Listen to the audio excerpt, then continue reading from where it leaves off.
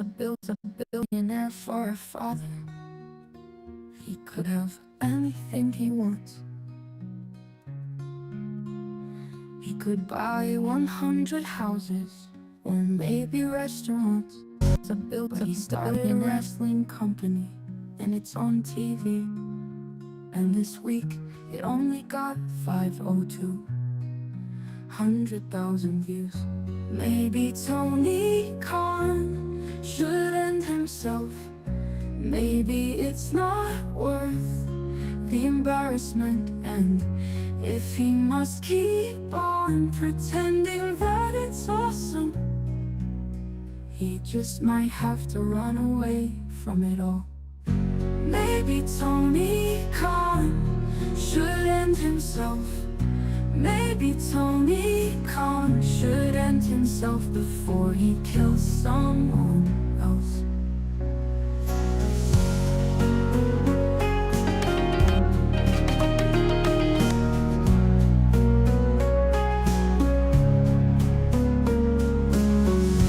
Maybe Tony Khan should end himself. Maybe it's not worth the embarrassment. And if he must keep on pretending that it's awesome, he just might have to run away from it all. Maybe Tony Khan should end himself. Maybe Tony Khan should end himself before he ends someone else. Yeah, you all ready? Here we go. It's club and doing a show on YouTube like nobody else. Most rave reviews of WWE. Look it up, bitches, and see for yourself. He got that backwards hat, shell necklace equipped. You know he got stroke cause Leah married his dick. Wrestling reviews, but it's more than. We got a community of insane fans who be giving it the back. I'm talking about Sydney and Ghost from the coast. D-Well-C, Payne, Shell, yeah, they drop the most. Plus huge bone, I had so many more. JCS Army is the strongest of all. And if you don't like that, you can suck on our balls. Joe Cronin as fuck. Joe Cronin, he don't give a fuck. Joe Cronin, yeah, you can cancel this. Cause if you try that bullshit, it'll make you suck up his dick. Yeah, he can't grow a full beard, but he can go forward on the mic and destroy your life. Cause he ain't afraid to fight. Real as fuck. Joe Cronin, he don't give a fuck. Joe Cronin, yeah, you can cancel this. Cause if you try that bullshit, it'll make you suck up his dick. Joe Cronin, Joe Cronin. Yeah, he can't grow a full beard, but he can go forward on the mic and destroy your life. Cause he ain't afraid to fight. Joe Cronin as fuck. Joe Cronin, he don't give a fuck. Joe Cronin, yeah, you can cancel this. Cause if you try that bullshit, it'll make you suck up his. Joe Cronin, Joe Cronin.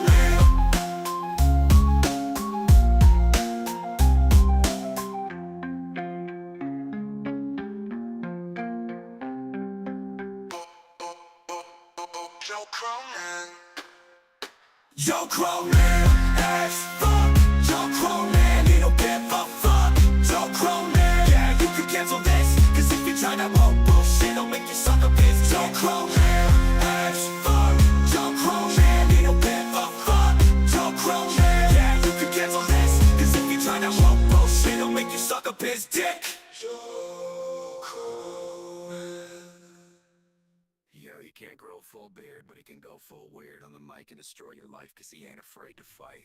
Oh, the robot ending really gets me, I gotta tell you. That robot ending gets me every time. Oh, that's beautiful. Like the way it's like, the way the robot voice takes over and it's like.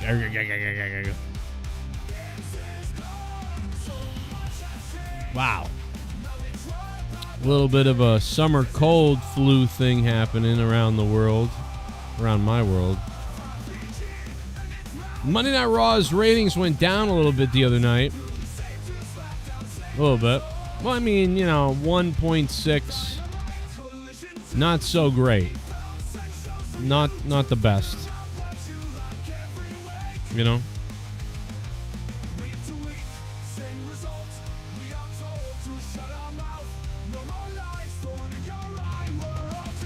What's everybody doing? I got a can of Celsius. I might drink it all. I don't know yet.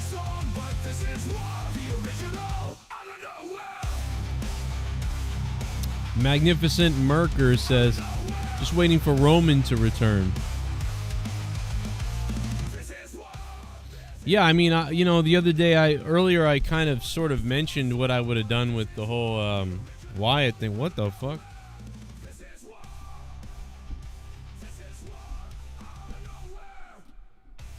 Was it the Liv thing or the? I don't remember now. I think it was the Wyatt 6 thing.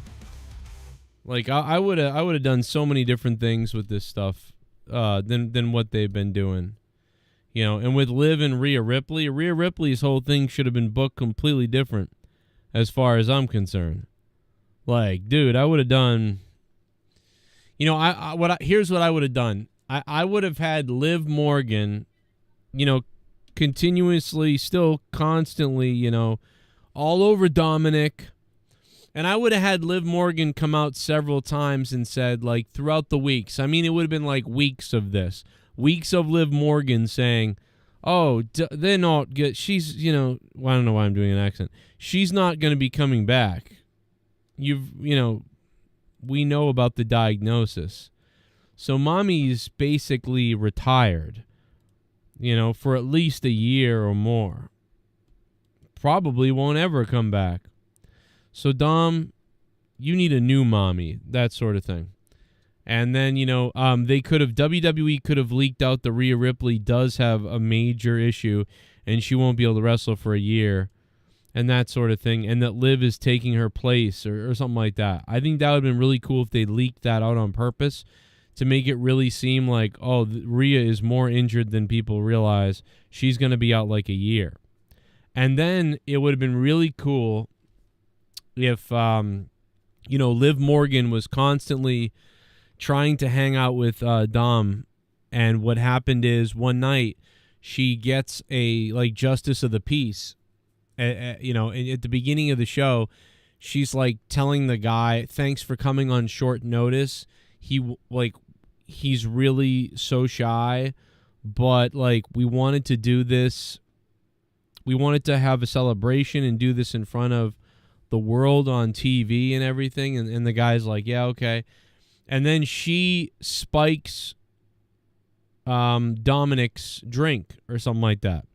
And he gets drunk and she's talking to him and she's like, I'm not really a bad girl, am I? And he's like, I guess you're not. And he's like drunk or whatever. And somehow she gets rid of Damian Priest and Finn Balor and all these people. Or maybe even those guys show up, right? And they make this huge dramatic thing where Finn Balor and Priest are trying to break into the arena or to get in there to stop her from marrying Dominic, who's drunk. You know what I mean? And maybe Liv Morgan paid her uncle to marry them, and the uncle will do anything for money, so he don't give a shit. And as Finn Balor and Damian Priest are entering the building after maybe she sent them away somewhere to do something or someone sent them away somewhere, but they figured it out and they're coming back to the arena to stop this. And but as they do, Liv Morgan goes, oh, you don't think that on my wedding night I wouldn't have hired security, do you? And then she snaps her fingers, and then some people, some guys that she paid off, attack Priest and Finn Balor and beat them up out of the arena, out of the room, out of the whatever, into the back locker rooms, and they're gone. And Liv is like, now marry us already, or you're not going to get paid, right, Dom? And then Dom's like, hey, whatever you say, mommy. He's like, ah. And the her uncle or the justice of the peace uncle who's doing this for money or whatever is like, are you sure? He doesn't seem to be very impaired right now. Shut up, uncle, whatever. and you're going to marry us now because we're in love. My baby's going to get the biggest night of his life. Isn't that right? You know, that sort of thing. And then, bam, Rhea Ripley's music hits right as they're about to pronounce a man in life. Almost like the Undertaker, Stephanie McMahon situation. Not even like those other weddings that they've done. Do it more like the Undertaker trying to marry Stephanie, you know what I mean? And have Rhea show up right as he's like, well, I now pronounce you, you know, like fucking Rhea Ripley's shit hits. Rhea Ripley hits the ring like a fucking psycho bitch. You know what I mean? And by the way, oh God, that would have been cool. And they don't just face off. You know what I mean? She's beating the shit out of her and stuff like that. That would have been great. So they should have done a wedding like that. Omar Fakarani in the chat says, God hates Joe Cronin's beard. That's probably true. Or there isn't really one. So, I mean, that's how much he hates it right there. So let's be honest about that. You know? God hates my viewership.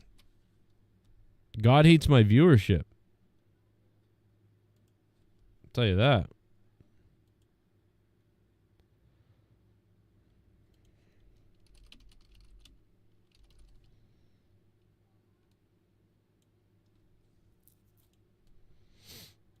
Hit that like button, I'll tell you that. Gold Standard, what's up, dude? Mundo is here. Omar Fakarani is here. But yeah, I would have booked it. I'll just be honest, I would have booked that. That's what I would that's what I would have done. You know? That's just me. Raw ratings not great, no. Not great Raw ratings.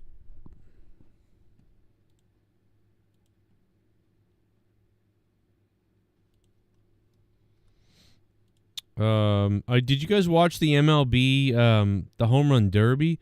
Bro, they got to fix that. They got to fix the MLB Home Run Derby. I mean, what are they doing, by the way? Why do they go to these giant arenas where nobody gives a shit? Why don't they go to Wrigley Field or Fenway Park? Like Yankee Stadium, Wrigley Field, Fenway Park, Camden Yards, maybe even one or two other places like Pittsburgh or Kansas. I would put those on a rotation in the All-Star game. Okay?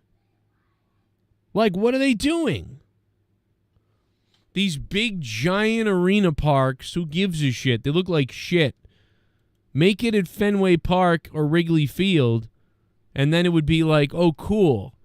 And by the way, and by the way, make actual people who have home runs and all-stars be the home run derby people. Why are there jabronis in the home run derby? That makes no sense either. Give them aluminum bats. Give the all-star, give the home run derby people all-star people aluminum bats. And imagine aluminum bats at Fenway Park. They're just blasting balls all over the place, into the wall, over the wall, into people's heads. Like, it's just crazy. Let's do that. Why in the world are we doing wooden bats in a giant arena no one knows what it is? Just do Fenway, Camden Yards, Wrigley Field, and maybe Pittsburgh and Kansas and Yankee Stadium, even though I hate the Yankees. Just do that. Those are the great parks that people, and it's like so weird, you know, to hit these home runs there. Like, what the fuck, bro? Don't do, like, a home run derby in a giant arena place. No one gives a shit. I don't get that. I don't understand. I mean, bro. But the no-brainer to me is Wrigley Field and Fenway Park.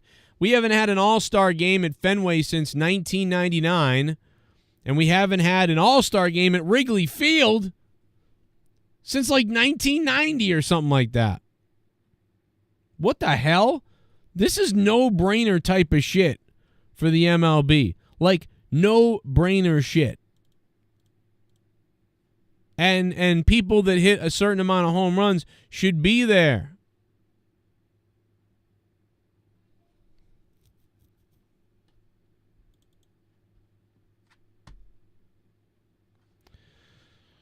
A 21-year-old suspect has been arrested wearing a ski mask and armed with an AK-47 near the Republican National Convention. I mean, doesn't mean he did anything. They noticed a suspicious man after arresting the suspect. They found the gun and a full magazine inside of his tactical bag. His intentions remain unclear.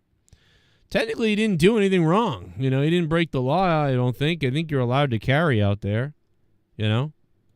So that's the weird thing about these situations where they want to, you know, you want to prevent somebody from doing something like a shooting or something crazy.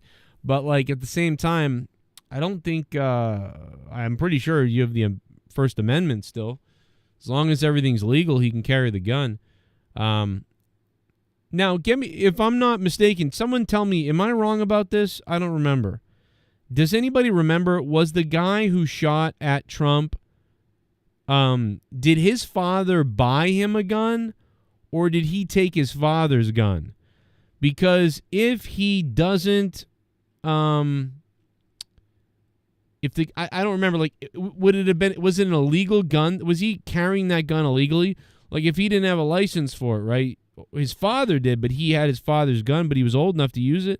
I don't know if he broke a law there or not. I don't remember. But, like, so that's probably what they'll do. They'll, like, be like, where's this gun from? Do you own this legally? What were you doing here? And, you know, if the guy didn't leave a trail of, I'm going to do something, I mean, he could just say, like, I don't know. I brought it to, because I didn't feel safe. I brought it to protect myself. Whoop-de-doo. I wasn't going to do anything. I brought it to protect myself. I didn't break any laws. And then that's it. They let him go. You know? I did a video earlier on somebody who brought a crossbow to some rally thing earlier, and that was interesting. They had a freaking crossbow, brother.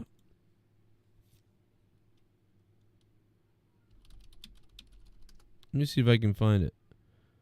Oh yeah, this person. Yeah, they had a crossbow. They panned down and they were like, they had a crossbow, and I was like, oh shit.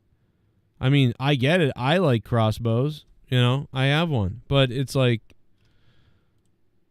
okay. I just don't think I don't think there's much difference between a pistol and a crossbow, really. Except a crossbow, you know, you got to load it. Like you get one shot, and then you got to go. You know, a pistol is like pop, pop, pop, pop, pop. Like you can get off more with a pistol, obviously, but you can kill the shit out of somebody with a crossbow. I mean, that shit goes right through you at a high power. Like, oh my God, bro, that shit blasts stuff open. You can wreck somebody with a crossbow. I did this on Shame on News earlier. I checked out this video. This person had a crossbow. Not. You can. A gun is used for only personal defense. This is a much safer alternative. Tried at the Trump rally? I don't know if it would do any good. Okay, so I want him to be killed, but I hope there's no violence. But even if he was killed, I don't know if it would do any good. But he should be, because we need to stop him. So we're like all over the place with none of this fucking makes any sense at this point, right? Like, we can all agree that so far, like, if you were to write these opinions down on like a circle, like a spherical, you know what I mean? Like, spectrum, like, we're like all over the map here. Contradictions. Interesting, yeah. I see you have a crossbow over here. Can you tell me a little bit more about my it, why God. you decided to bring it here? You have A crossbow. I have a crossbow. Now, how come they didn't arrest her or whatever this is? Because they arrested the guy with the AK-47 at the RNC. But, I mean, shouldn't they arrest this person too? Because what are you doing? Like, you know what I mean? It's the same type of thing. It's just suspicious. But I thought you were supposed to be able to carry it. I don't know. crossbow like that.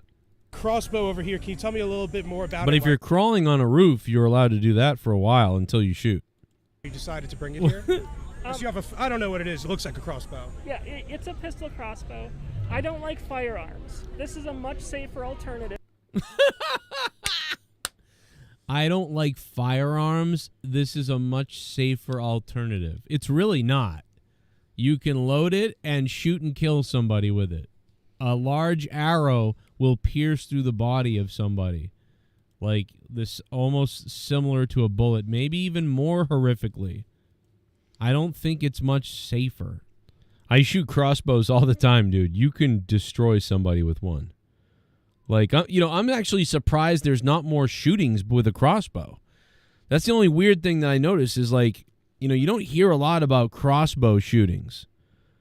I don't know why, though. They're fucking crazy. You can tool somebody with a crossbow. It's kind of amazing what you can do with a crossbow. Or not safe. I don't like firearms. But you like crossbows. You guys are out here on the heels of the attempted You Trump guys. assassination. Can I get your reaction to what happened the other day? Well, it's a shame the person missed, but Okay. it's ironic that the shooter was also a Republican, and I am scared about political violence. So you really... Well, it's a shame that the president, who's a politician, the former President Trump, wasn't shot. But, and I'm really concerned about political violence. Oh. So it's too bad he wasn't shot. But I'm concerned about political violence. These people are fucked. Okay. You guys are out here on the heels of the attempted Trump You guys. assassination. Can I get What your reaction the fuck to what happened the other day? is this, bro? Well, it's a shame the person missed, but Shame. it's He ironic that the shooter was also a Republican, and I am scared about political violence. So you really think that the person who actually is really a Republican was the one who's... It's too bad they missed, and I'm scared about political violence. But except for I wished he died. I wished the former president died, but I'm actually scared about political violence. I'm scared. I'm Kermit the Frog. Trying to... It's ironic it's that ironic. the shooter was also a Republican, and I am scared about political violence. So you really think that the person... we got cat ears. We got a nuclear fallout or radioactive logo on the left shoulder, hammer and sickle on the right shoulder. Maybe that's some kind of statement on Chernobyl. I don't know. Rainbow mask. Glasses. I don't know. Just weird, man. I'm concerned about violence, but boy, would I like violence to happen. I have no idea anymore about anything. Good Christ. Except the raw viewership. I got a little bit of an idea about that. Haystacks Monet, what up? He just gifted a membership. Oh, yeah. Thank you, Haystacks Monet. What up? Haystacks Monet with a gifted membership. An Atom Bomb fan. Truth, Loke, that is great. That might have been the best comment. It's an Atom Bomb fan. Atom Bomb. Didn't he go to WCW and become Wrath or somebody like that? Does anybody remember? Does anybody know? Anybody in the chat know if he became Wrath in WCW? I don't remember what his name was exactly. I almost feel like it was Wrath, though.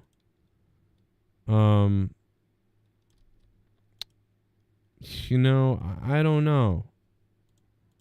I feel like it was Wrath.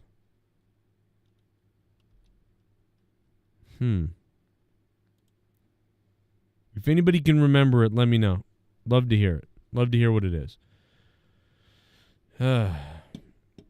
Joe, it's not as bad as it used to be, like 1.2 or 1.1. What's that? The ratings? What do you mean? What's 1.2, 1.1? It's not as bad as it used to be? What's not as bad as it used to be? What are you talking about? What do you mean? Brian, what do you mean? I don't know what you're saying. Thank you for being members. Not 100%.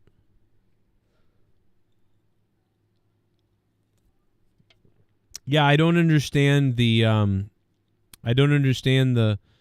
left-wing protesters at the RNC or whatever today. I don't get it. They got Palestinian flags, but they're chanting no more fascism. But Palestine is fascist in the way that it kills gays. So I'm so confused. Luis Urdaneta, who's a beast, just gave out a membership, and it landed on Dreamer's Lane. Come on out, you rapist! Do that. How beautiful is that? I have not been doing many streams recently. I'm sorry, everybody. We had some bad weeks on this show of not making a lot of money.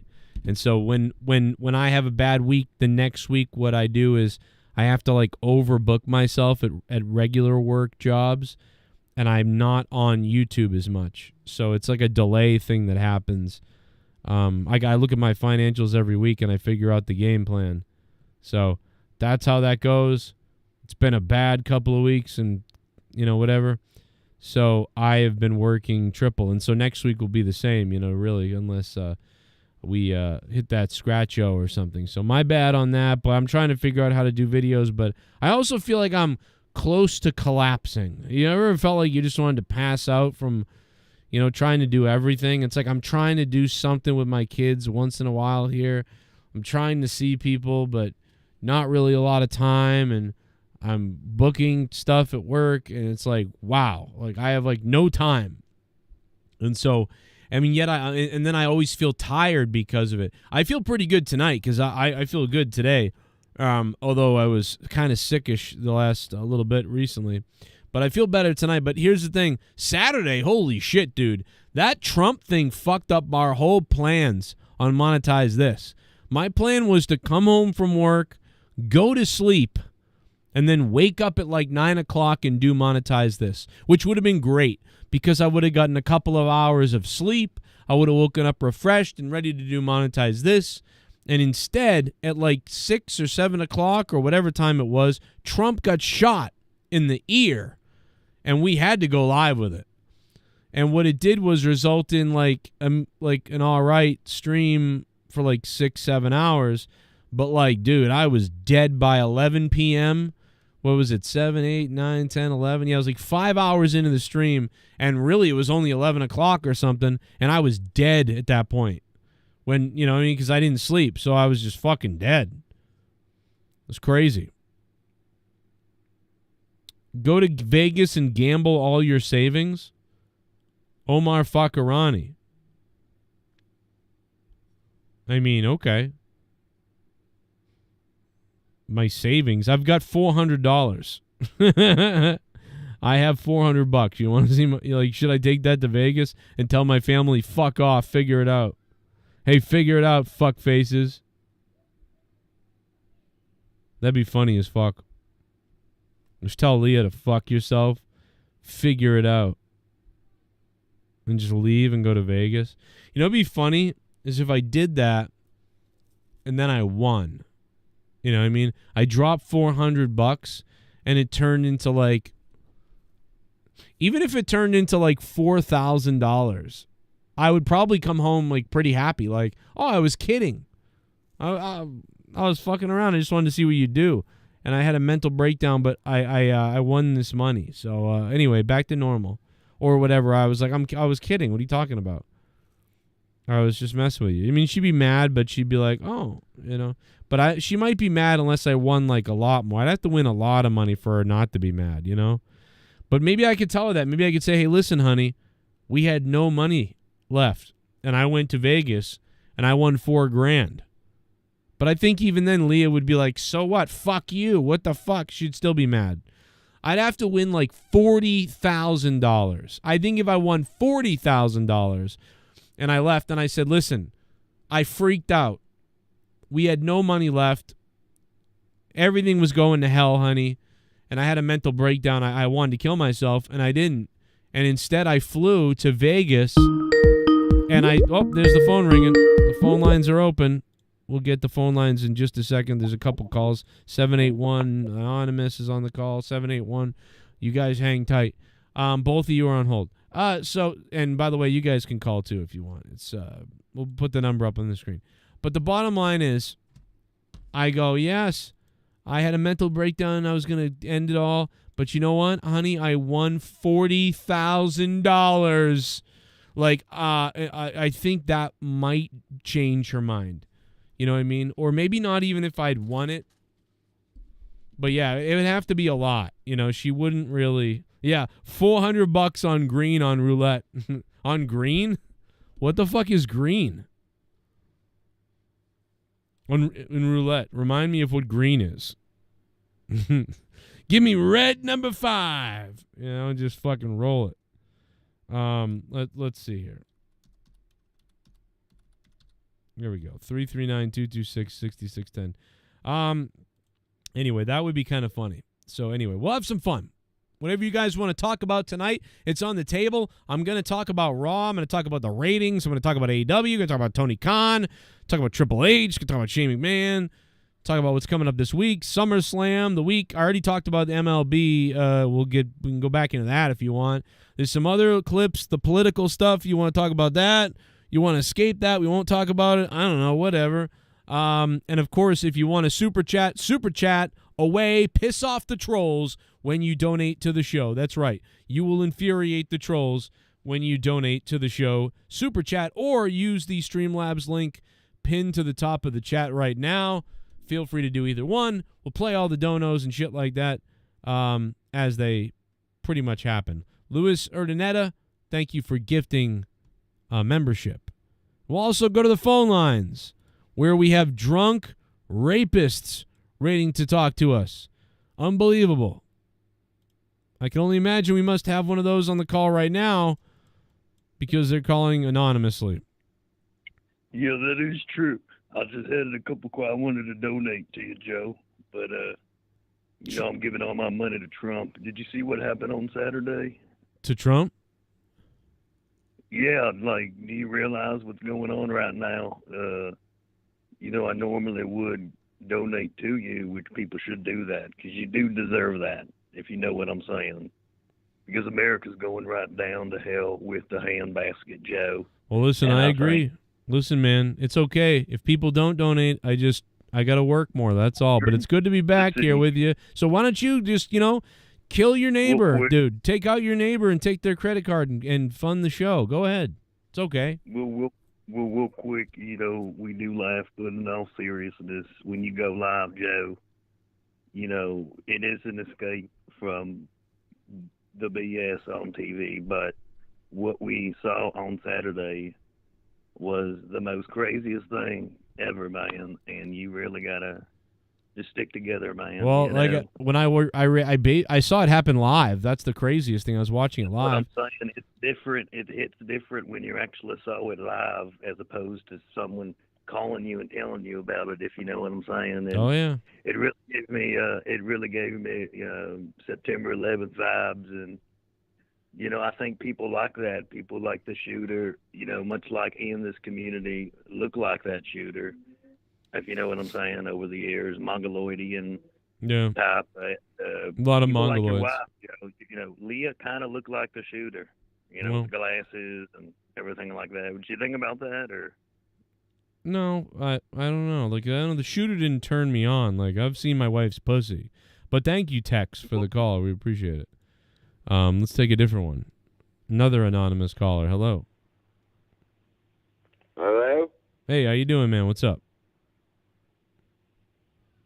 You're live. Joe, It is, and I'm live, and you're live. How you doing? this is Mark. I got a question for you. Alrighty, I love it. I am sick and tired of watching the internet wrestling community destroy wrestling. I mean, everybody's got a scoop. Everybody's got a freaking scoop on everything, and it's driving me insane. It's like a magic trick. You don't know how it works. You don't want to know. And it's like everybody's scooping who's coming on, you know, which show, who's going to be here. I mean, it just takes the magic out of it. And I'm wondering, am I crazy or do I have a point? No, listen, you definitely have a point, but here's my thing is, why don't we just turn it all off then? Why don't we just get off of wrestling Twitters and YouTube and or like, you know, create a new YouTube account where you don't really follow wrestling people, and then just watch wrestling like it's the 90s again and pretend really like this stuff don't even really exist. I mean, you could do that, right? I mean, like you just kind of ignore it. But like if you watch every wrestling show and read every wrestling thing, then you're going to be armed with all this information or misinformation that potentially could irritate you or take some of the fun out of it, right? So if that's happening, maybe you need to unplug from all that stuff if that's bothering you, because it bothers me sometimes. Well, I think the point I'm trying to make, and I guess it's kind of a double standard, like watching wrestling back in the 90s, they had the WCW hotline, WWF had their 900 numbers, and maybe it's human nature to, you know, always want the spoilers because, you know, we're all greedy as human beings. We want to know more and more. But it just seems like the IWC community, not YouTube shows, I'm maybe more of the Meltzer online dirt sheet type stuff. And you're right about unplugging and not paying attention. It's just so hard because it's in your face every 5 seconds. Yeah. Well, you can't help it. It's like you got to pay attention, but you didn't want to know all that. Hey, listen, but I appreciate it. Good call. But before you go, let me ask you this. Can you repeat after me? Rape is good. Repeat after you what? Rape is good. No.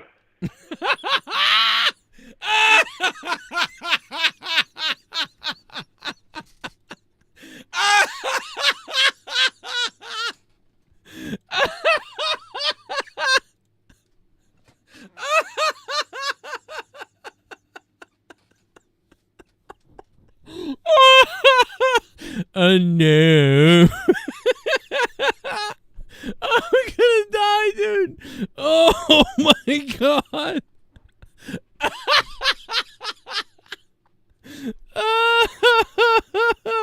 Oh my god, we gotta get that. Yeah. Well, you can't help it. It's like you gotta pay attention, but you didn't want to know all that. Hey, listen, but I appreciate it. Good call. But before you go, let me ask you this. Can you repeat after me? Rape is good. Repeat after you what? Rape is good. No.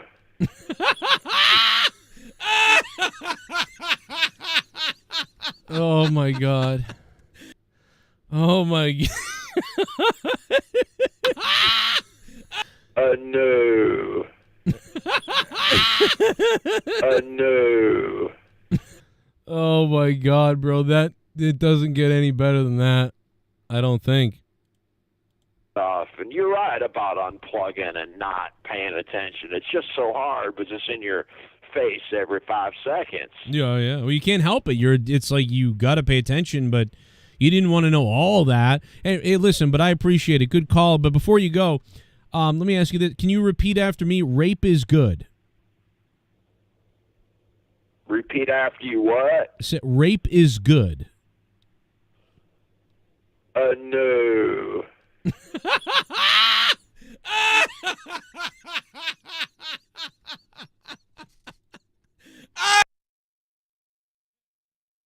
Yo, that guy almost killed me, dude. Oh my god.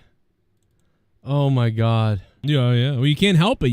It's like you got to pay attention, but you didn't want to know all that. Hey, listen, but I appreciate it. Good call. But before you go, let me ask you this. Can you repeat after me? Rape is good. No.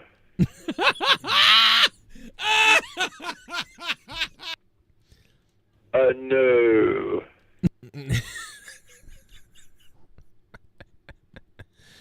Oh, man. You gotta love the callers. You gotta love them. Dunkachino? Don't mind if I do. What's my name? Oh, shit. Dunkachino. It's a whole new game. Dunkachino. You want creamy goodness? I'm your friend. Say hello to my chocolate blend. Joe, if you were to run for POTUS, what would be the 3 finalists you would vet for VP running mate? Haystacks Monet with the 1669. I don't think it plays the other donation alert when it's a super chat. I think it only plays it on the Streamlabs one. If you guys want to donate, the Streamlabs is pinned to the top. It's up top. Feel free to do it. Keep the shows alive. Keep the channel alive like Haystacks Monet just did. If I were running, what would be the 3 finalists you would vet for VP running mate? Okay, so I'll tell you right now. Haystacks Monet, thank you, bro. And also, let me put you up there because that's the largest donation of the stream.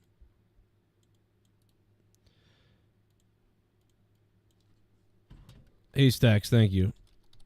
I don't know what happened. I think we lost all of our donators this past 3 weeks or something. We really didn't get a lot, yeah. But I appreciate it, bro. I agree, John. But you know what? Haystacks Monet, he's got the dough. Okay. 3 VPs. I definitely wouldn't have picked a sniveling cocksucker who called Trump Hitler and stuff like that. I'm very concerned about the VP, J.D. Vance, because he is a victim of a lot of abuse from his mother as a child, which him and Trump kind of have that in common in some way. You know, Trump's mother kind of ignored him and was savage, whereas J.D. Vance's mother abused him and was a druggy piece of shit. And so because of that, J.D. Vance really resents women in sort of a hidden way and has a lot of pent-up anger towards women inside of him, and is very concerning as far as his potential retribution for women. So at first I was excited because he seems like a great guy, and I watched a NBC video on him from 7 years ago, from before he was ever in politics, and he just wrote a book, and he went to Yale or something, and very nice seeming guy, and they're having a baby and all this stuff. And wow, he's been through a lot in life and stuff like that. So, but now after knowing some things about him, I'm a little bit concerned. But hey, no one can be as bad as Kamala and Pence. Pence is nuts. Although J.D. Vance does kind of scare me a little bit too. Also, if you shave the hair off his face, he looks like a baby who's about to explode. 310, hello. Hello. Hello. Hey, what's going on, Joe? What's up, man? I just, we're popping pills and beating people. I don't know. What's up with you? Oh, I just got home from work, so I'm just right here listening to you. Saw you going live, so I was excited to say, what's up, man? I've been a long-time listener. I guess first-time callers. I guess the typical radio trope, Yeah, I mean, and listen, how are those women acting right now? You keeping them in line, or, is pimping easy tonight? Pimping is never easy. You know that, Joe. I know, man. Let me tell you something. Let me tell you something, brother. You almost sound like Michael Jackson. Well, that's not a good thing, is it? No, that's a good thing. No, it is for me. I'm a big fan of him. I love Michael Jackson. His music, yes, but I don't know about his we don't know. Listen, All right, listen. Allegedly. Until we find videos and pictures of kids with cum on their heads and stuff like that, I'm going to assume he didn't do anything. All right? Forget the Ferris. I know he had a Ferris wheel in the front yard and he, come on in, guys. But you do got that little bit of a Jackson-y thing going on, which I like it, to be honest. Listen. I do like climbing trees, though. Oh, my God. Did he like climbing trees and I didn't know that? What was that? It was on ABC. I guess one of the guys was trying to interview him, and he was on a tree, and he was like, I like climbing trees. It's Yeah, so you don't have to do a lot to get that voice, just so you know. I love it. No, he's like, I like climbing trees, and I like going inside. Okay. I don't want to get demonetized. But what else is going on, bro? No, but I just want to, I just want to say, man, that's what happened Saturday. You were the one that actually, I saw your notification that you were going live, and it said that Donald Trump got shot, so I had to quickly look it up and then go live with you. But you know what's crazy? Hey, man, it was.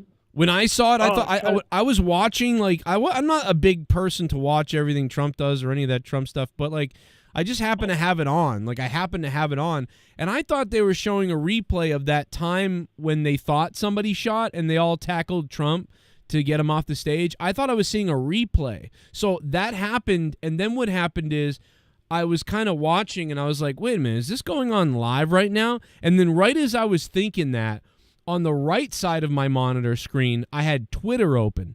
And I refreshed Twitter, and there's a picture of him with blood all over his face. And I go, holy shit. And then I rewound the thing, and I'm like, oh, my God. And from at that point, I thought he was shot for real. Like, I thought bullets went through him, and they were getting him. I was like, oh, my God. Like, this is crazy. But so then I went live right after that. I didn't know what was going on when I went live, really. No, yeah, because when I saw that, I straight went to Google, looked it up, and found out you weren't fucking around. I was with my girlfriend at that time, and I showed it to her, and she was like, "Wow, it took them this long to finally take a swipe at this guy." And I know.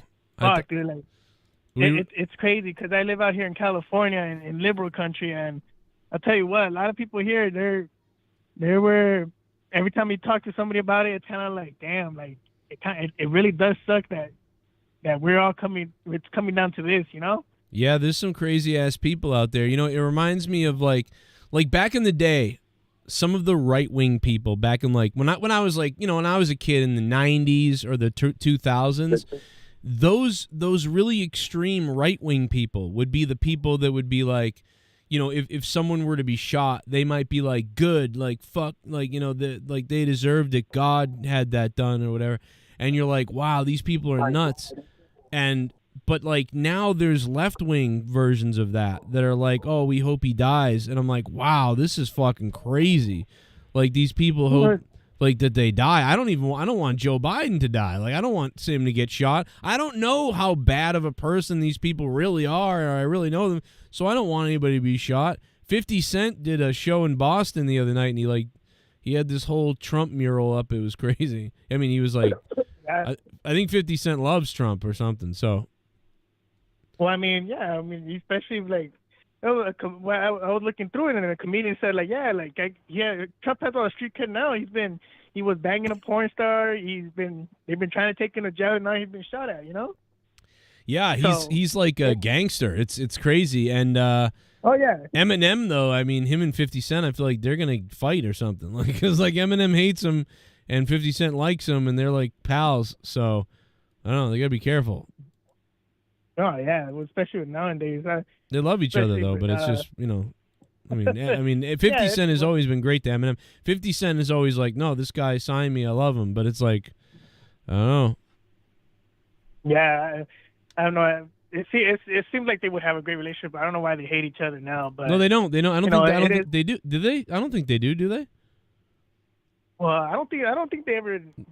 No, I don't think they hate each other. No, I'm just saying that it's funny because Eminem really hates Trump and 50 Cent likes Trump, but they're like friends. I don't think they hate each other. I think they're good buddies. Oh, okay. Yeah, no, I think they're cool. Yeah, I mean, to me, I don't give a fuck if you're left or right. Yeah. To me, it just be a good fucking person. That's at the end of the day, that's all that fucking matters. Yeah, that's what we're all.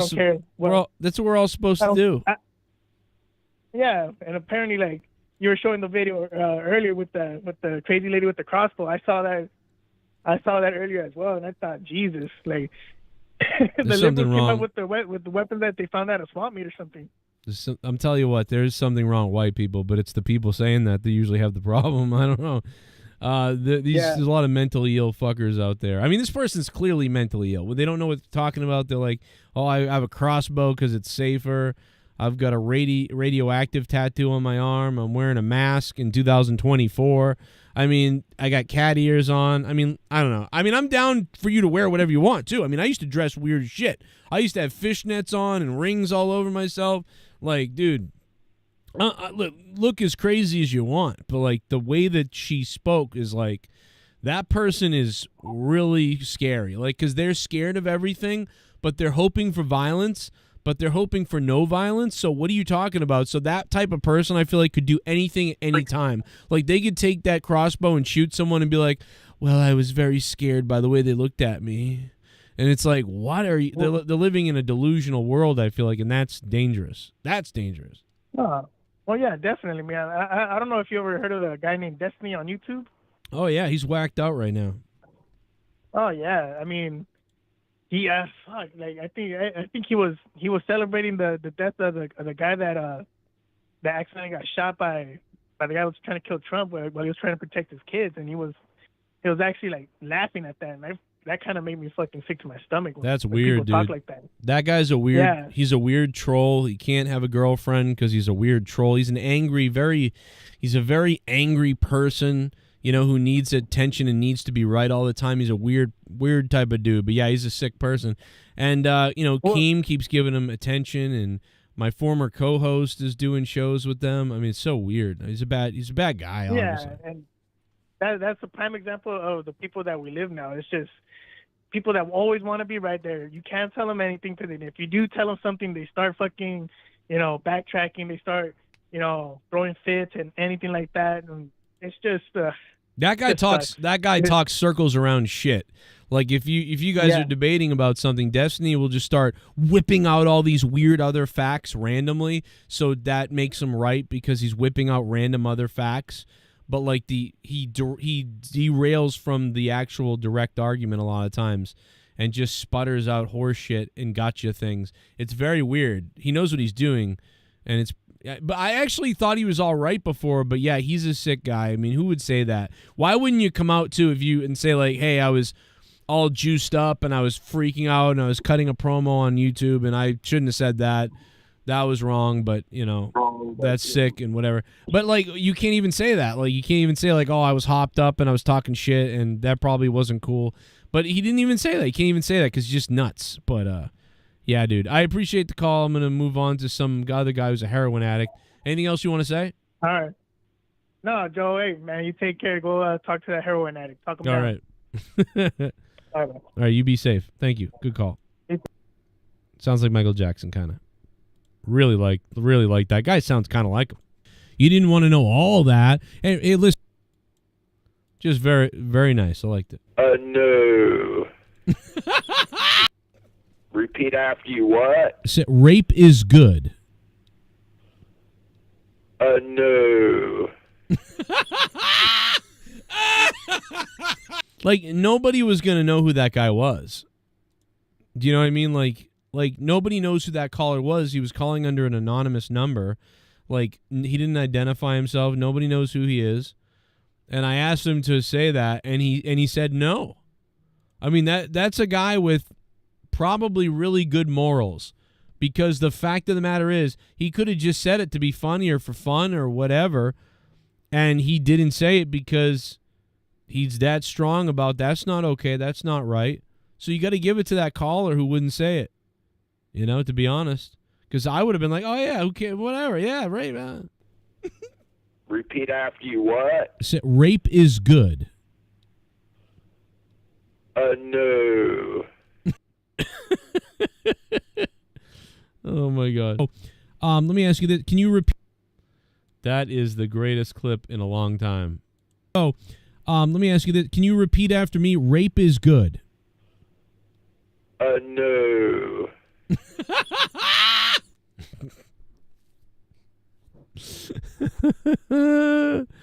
Oh my God! On a Tuesday night. Super chat party. All right, let's go to Drake Johnson. Thanks. Politics/Trump has been my wrestling since 2019. Politics/Trump has been my wrestling since 2019. Drake Johnson, thanks for the $1.99. I'm gonna give you my VP picks in a minute. I think I'm gonna give you what mine would be. Yeah, someone asked that. Fine, we'll do that. Let's go to someone local. 781 super local. Hello. What's up, Joe? How you doing? What's going on, man? Yeah, I don't know if you guys knew any of this or this was covered on Saturday or Sunday, but like there was a prophet that like predicted the whole Donald Trump shooting. Yes, I saw that. Yes, I don't think I played it. I only showed it to my wife. Great point. I got to find it. I got it saved somewhere. I have it. It's on YouTube. You should play it for everybody if you can. Okay. I don't know. I'm not sure if it's copyright or not. But it's crazy. You're dead right. This is crazy. I don't think I played it. It's from like 3 months ago. Yeah, it's like in April. This is crazy, guys. Okay, so this is wild. I wish I had the Twitter clip of it saved, but I don't think I do. But listen to this. So I can give you the video if you I got want. it. I don't know if it helps you. I found it. Yeah. I found it. Where are you? You're not far from me, right? You're in what are you in, like Braintree or something? No, I'm in Haverhill, actually. Oh my God, where I was born. Sorry, I was born in Haverhill Hospital. It's cool. It's cool. Yeah. So you're on drugs. Okay, great. No. I was right about the heroin. Someone remember earlier? Yeah, Haverhill. Oh, man. I was installing... No, not quite, but yeah, I can only dream, I guess. And I know Haverhill. Trust me. I used to install satellite dishes. You know what's crazy is I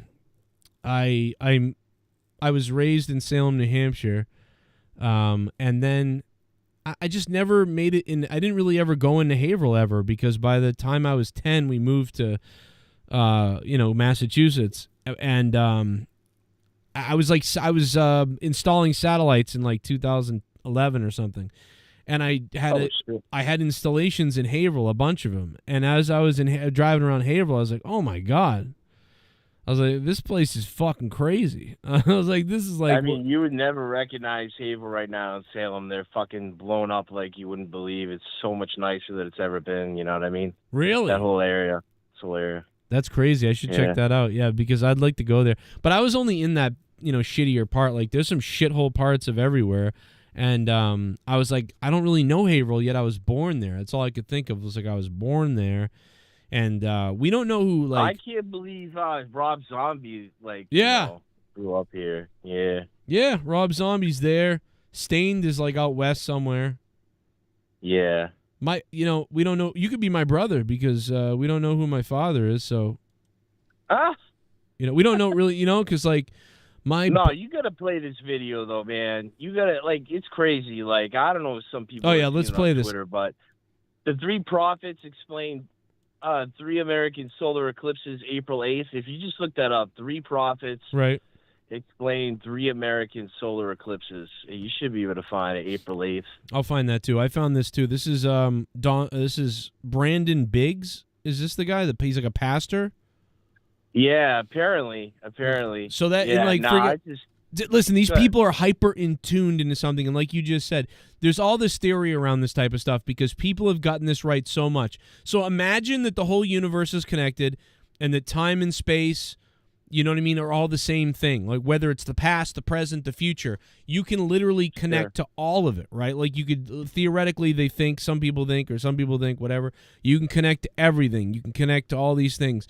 And so if you could do that, you have all these thoughts in your head. That's why sometimes people think, oh, I was a firefighter in another life or something like that. It's just that people's brains have dialed into that whatever it is, like that other time or someone else's thoughts or whatever the case is. There's a lot of this. Actually, it's funny you mentioned reincarnation. Reincarnation is actually proven, Well, I don't know about that, but I do think that Well, there's this guy in South Carolina. He's dedicated his whole life to it. I believe his name is Dr. Stevenson. Yeah. But anyway, that's another story. I know. Yeah. I sound crazy, but I'm no, telling yeah, you. I'm totally open to it. And let me tell you something. I don't know if you ever heard this story from me. I'm not sure, and it's not gonna be a story. It's a quick thing, and we're gonna play this video. I was reading a book, and God damn it, I don't remember the name of the book, and I have it somewhere around here. And the author friggin' died like a while ago. And the bottom line is, he wrote a book from a guy's point of view who traveled saw aliens and saw all this stuff and did all this thing. I forget his name, but the book starts with him explaining how he chose his parents at birth and all this other stuff. And so I'm saying this on the show. This is like 7 years ago, and I'm saying this out loud on the show, and all of a sudden, my wife leans over and goes, "I did that when I remember that." And wow. I go, Leah, wait, huh? and I'm like, Leah, what the fuck are you talking about? You don't believe in any of this shit. What are you talking about? She goes, I know, I don't believe in this stuff and whatever the fuck you're saying, but when I was a kid, I vividly picked my parents. Like, I chose them, and then I came into this thing, and I'm like, what? And I'm like, tell me what, and she's telling me more about it, like, vividly, and she's telling me exact things, and I'm like, you're not even born yet. You're a baby. What are you talking about? And she's going into it. And I'm like, that's crazy because you don't even care about this. She goes, yeah, I never thought to tell anybody, but because you're bringing it up, that's weird because I had that exact thing happen to me.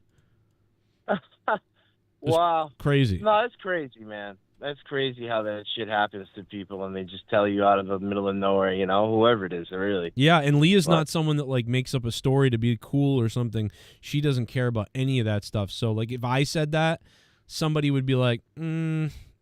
Well, let me ask you a quick question. Is Leah really pissed off they missed Trump or what? No, no, she's kind of like everything, like kind of like she really, I mean, she is, I don't know, like sick of it or something.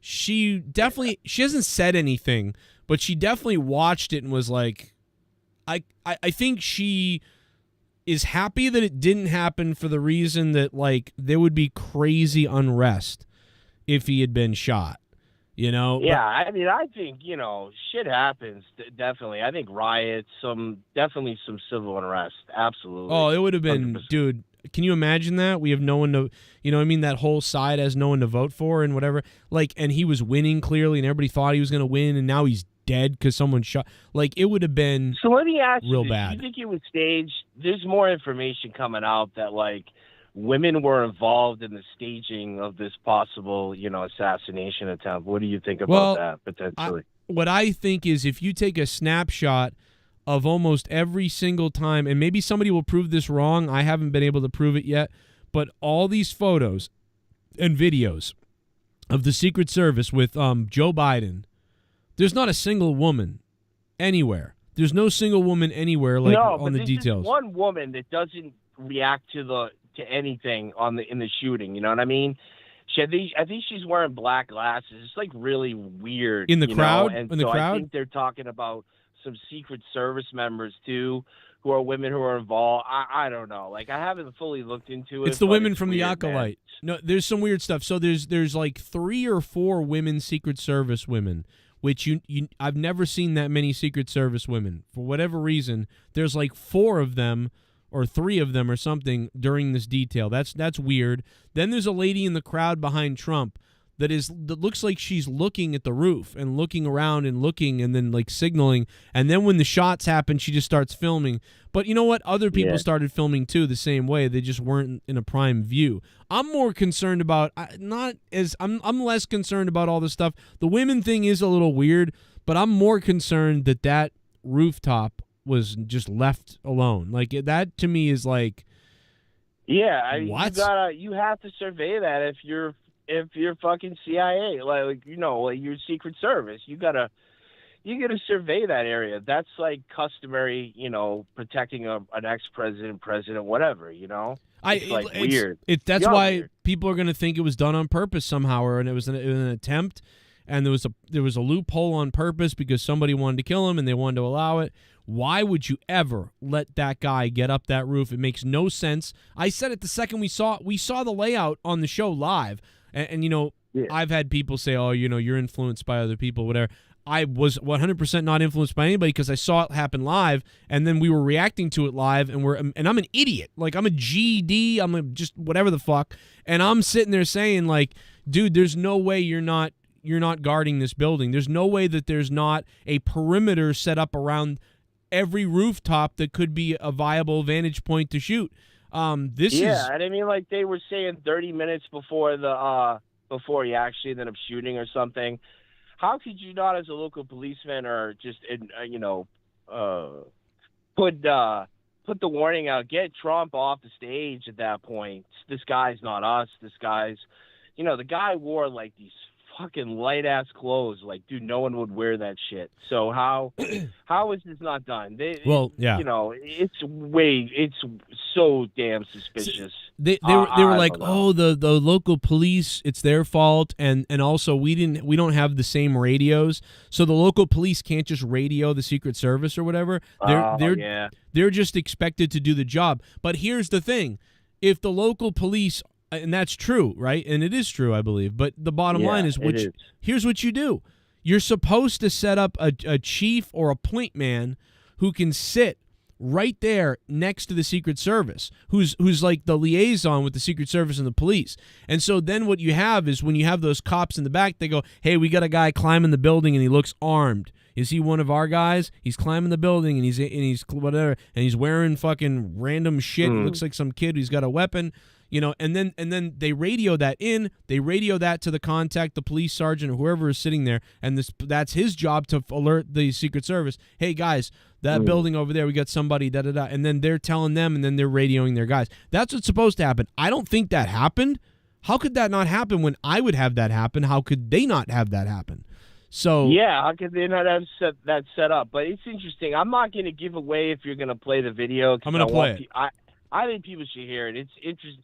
It's one of the most interesting things I've ever heard. But regardless, I will tell you this, that they also, I followed up with this guy. He has a separate channel or whatnot, I guess, because this guy has a show or whatever. Steve Coquiolante. Anyway, he said that this will not be the only time they try to kill Trump either. So that's really interesting. You can look into that if you want to as well, but I mean, I think that's fucking crazy. You should be worried about Biden too, because the real people who run the country now, they're not too keen on him either now. So they might be done with him, but I don't think they want to do it yet because they can't take out him and then not take out Trump. They got to get Trump for. So I don't know, but you're right. It might not be the last time. Jones, he keeps on talking about how they're going to truck bomb, poison him. I'm talking about Trump. Yeah. So they can do the same thing to Biden too. It's a good point. They really could. Biden could. You could just here's some potatoes and go to bed. But yeah, Trump is like, I mean, he better be. Yeah, he's got to be careful. He's got to be really careful now. He's got to. I almost don't know. Like, what do you do? Hire a private detail?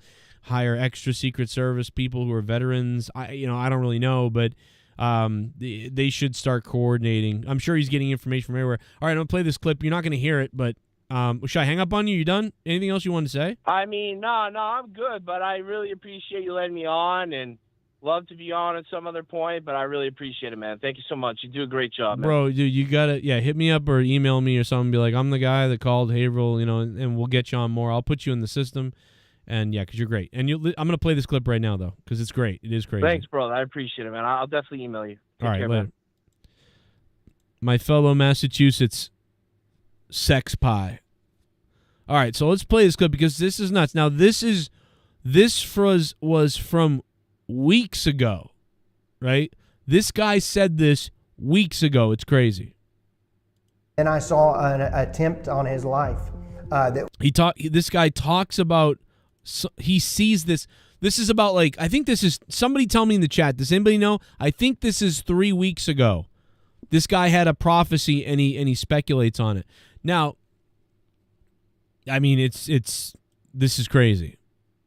And then I saw an attempt on his life This bullet flew by his ear, and it came so close to his head that it busted his eardrum.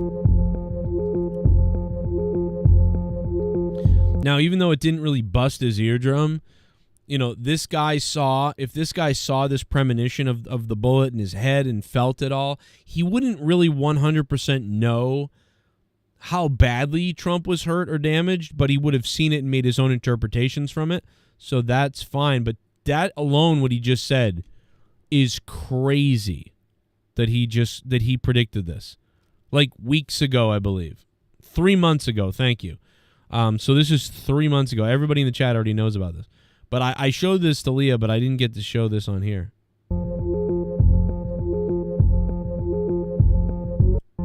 Like, this is crazy. We got to get more of Brandon. We got to look into him. There's a lot of people that have done this sort of thing. And it's eerie how detailed things are on some of this stuff. You know what I mean?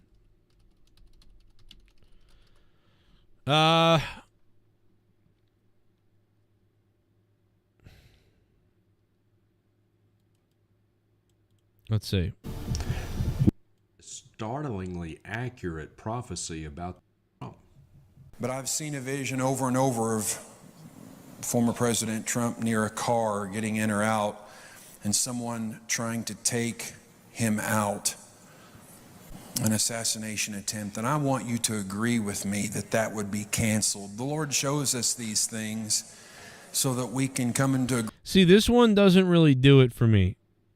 Like, anybody could say that. Anybody could say they saw him near a car or rushing near a car on an assassination. Like, that could be said, but that's very vague to me. Agreement to stop these things. You know, that's very vague stuff from that guy. You know, and maybe he just doesn't have it, you know, like the other guys. To Donald Trump. That is because 7th, but they replayed it today. And I saw Trump rising up. A bullet this is crazy. In Trump's ear and all that. So let's now turn our attention to Brandon Biggs. And I want to play this clip for you again. America all throughout, and I saw Trump rising up, and then I saw an attempt on his life. This bullet flew by his ear, and it came so close to his head that it busted his eardrum. And I saw he fell to his knees during this time frame, and he started worshiping the Lord. He got radically born again during this time frame. I'm talking, people say he's saved now, but he becomes really on fire for Jesus, for what I saw coming. So that's fucking unbelievable. Like, I'm not a religious person, but that is unbelievable. That is from March. This guy had this premonition in fucking March. That's crazy. Let's now turn our attention to Brandon Biggs. And I want to play this clip for you again. America all throughout, and I saw Trump rising up, and then I saw an attempt on his life. This bullet flew by his ear, and it came so close to his head that it busted his eardrum. And I saw he fell to his knees during this time frame, and he started worshiping the Lord. He got radically born again during this time frame. I'm talking, people say he's saved now, but he becomes really on fire for Jesus, for what I saw coming. So this is the clip that is causing such buzz in the charismatic and evangelical world right now, because it does appear to be so close and so specific to what actually happened. Sean Foyt of Bethel Music, at least formerly Bethel Music, he is promoting this. Believe it or not, listen, I don't believe that religion has anything to do with it. That's just me. I don't think people with this sort of like these premonitions or ESP and things like that, I don't necessarily believe that that's a religious thing. I think that people are very open-minded and very tuned in on stuff emotionally, belief-wise and faith-wise. It helps, and some of those people are more naturally gifted towards it. But I just think anybody can have these. It's not necessarily a religion thing, but I could be wrong, and it could be something to do with whatever entangles us all to these certain religions and things like that. But that right there, regardless of anything else, what you believe as far as the Christianity part of it or any of the other parts of it, That guy was scary dead on. Scary dead on.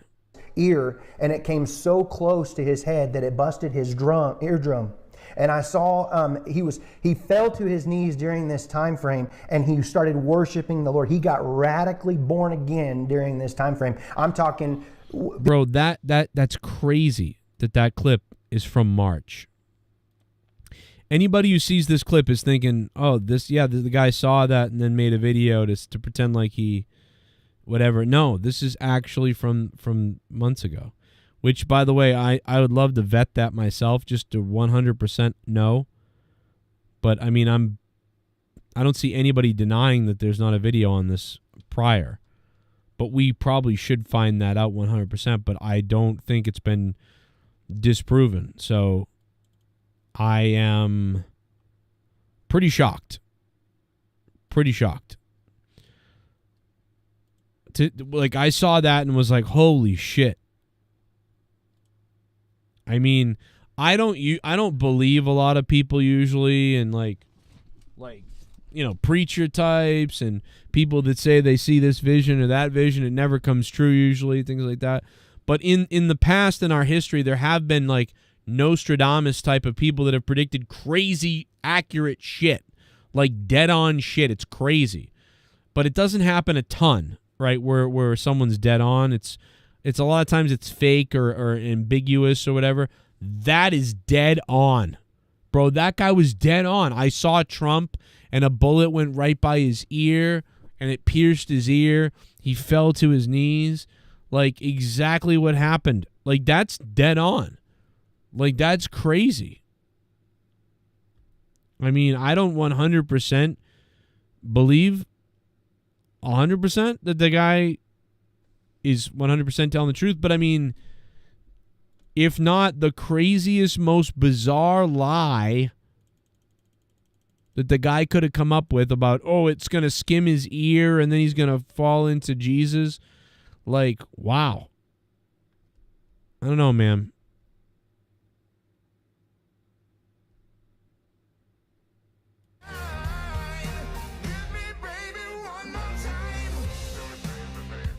Tenacious D is getting shit on because they like the other guy in the group was like making fun of, oh, I wish Trump died or something like that. I do think Hollywood is sick and these people are probably idiots. But I mean, whatever. I lose my mind.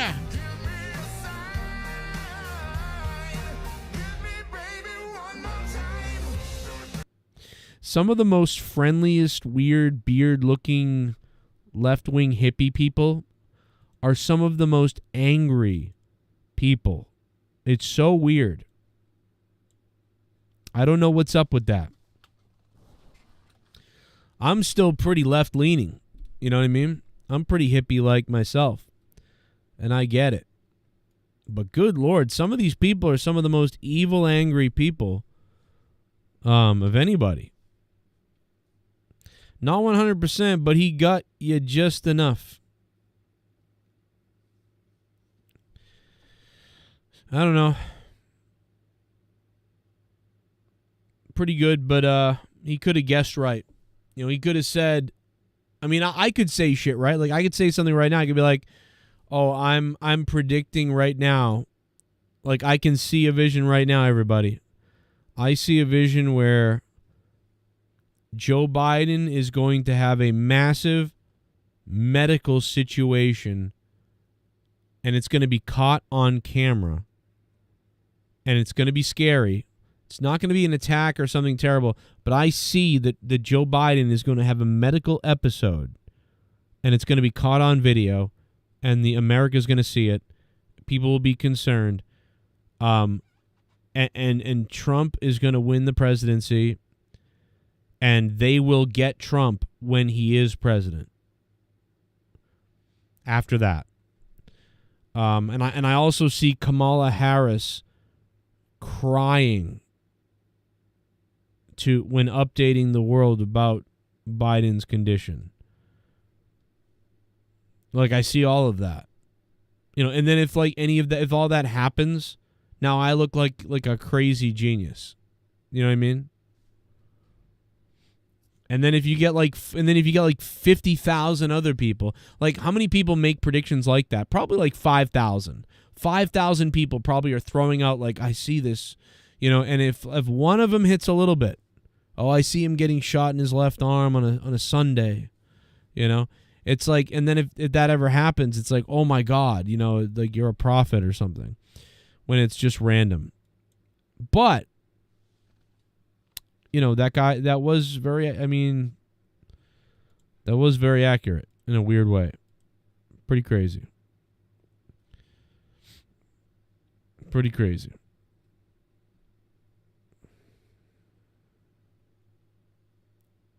Yeah, I never get the God stuff, the act of God, or thank God he did this, the other thing.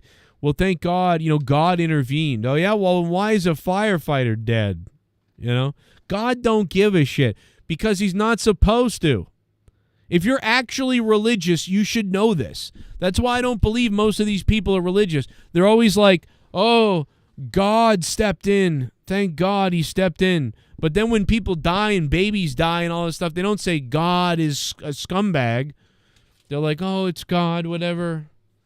No, it has nothing to do with that. Dude, if there's a God and you're supposed to know God, you're supposed to be religious. Let me tell you something. If you're religious and you're really religious and you really understand God and you're really in contact and you have a dialogue with God and all this other stuff, right? You know, and I know, God cannot intervene or interfere. He can't do it because the whole point is that you have free will to make your own decisions. Some people want to love people. Some people murder people. We all have the free will and thy will be done. And at some point in the afterlife, you will be... Come on out, you rapist! You'll be judged there. Night Shift, thank you for becoming a member. 55 months for Night Shift. How you like Beverly Hills 4? It's pretty good. I actually did a review on that already on the show weeks ago. Well, a week ago or 2 weeks ago, I did a live stream where I talked about the whole thing. Go check that out on Night Shift. Night Shift, thank you for 55 months. I really liked Beverly Hills Cop 4. I had a lot of fun with it. I really enjoyed it. I think I'm going to watch it again. I really liked it. And movies must suck so bad now that movie felt like a masterpiece. Beverly Hills Cop 4 feels like a masterpiece. Hey, guess what? A black leading actor with a daughter who's black, who likes a white guy, and all this other stuff, and the white guy's the villain's a white guy. Guess what? Not once did I think DEI, not once did I think, oh, like woke. Never thought of it. You know why? Because the movie didn't smash you in the face with any of that stuff. It just told a good story. Everybody in the movie could have been black, right? I mean, then it would have been weird because we know about the previous history. But let's pretend, besides the other two cops, you know, that were always in the other ones, that they made everybody else like black or Asian or somebody like that. Like, it wouldn't have mattered because the movie was just good. I liked his daughter. I liked him. I like Axel Foley. I like Beverly Hills Cop. It was a good movie. It wasn't great or amazing. It didn't break any crazy things. It was just fun. Because it was fun, it felt way better than it should have felt. They could have done some things better and whatever, but I had a blast. I'm going to go watch it again. That's how good it was. Because it was just good. But, yeah, but going back to the religious thing, God can't intervene. Okay? So, like, all this, like, God saved them, God didn't. God don't, it's not nothing to do with it. God can only just sit up there and watch and see what these crazy people on earth do. What are these crazy people on earth doing? If there is a God, he can't intervene. That's the whole fucking point. You're born with sin. You're probably born with sin. You're going to sin. You need to realize that and wake up from it. See, like, I understand the whole thing with the sin and the religion stuff. I get it. I'm a little bit. See, I want there to be something too. I feel like it's possible that we're all connected to the universe, and that we really are. That we decided we are God. I think we're God. I'm not even joking about this. I think we are all God, and that we were in the universe, and we wanted to experience life down here. Something like that. And so we put ourselves down here to experience life.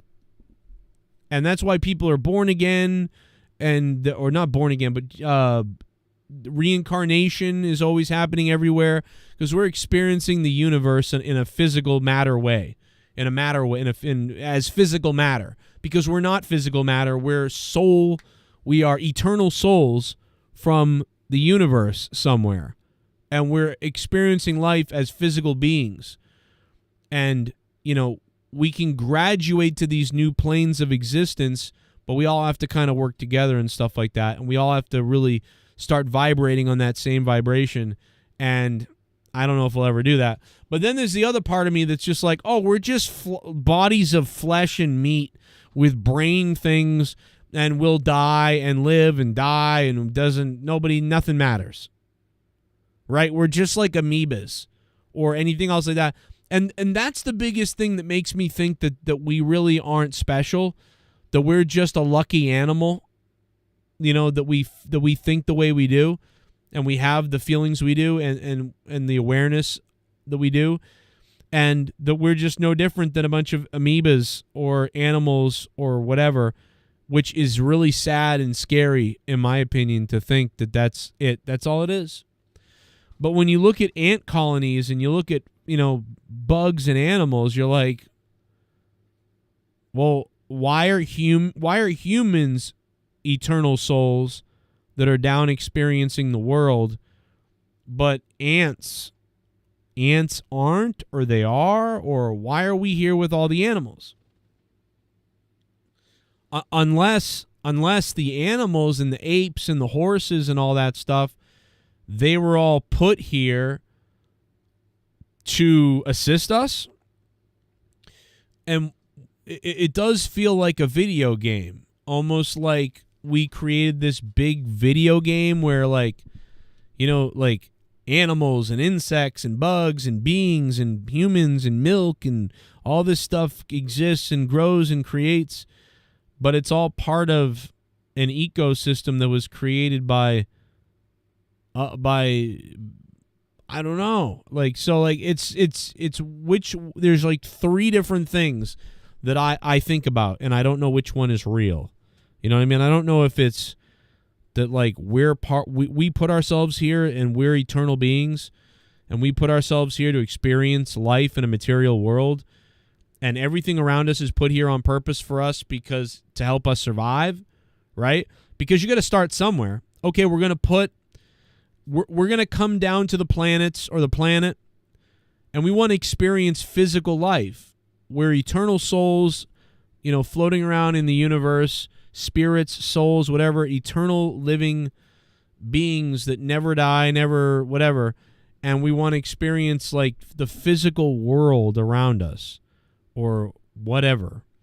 So we need to create an environment where bugs and everything can grow, and grass and trees, and because it feels like everything is made perfectly for us to be able to die and survive and live and thrive and whatever, all here. So, or on the other hand, it's what we always thought, which is we're just humans and we evolved from other animals, and this is life.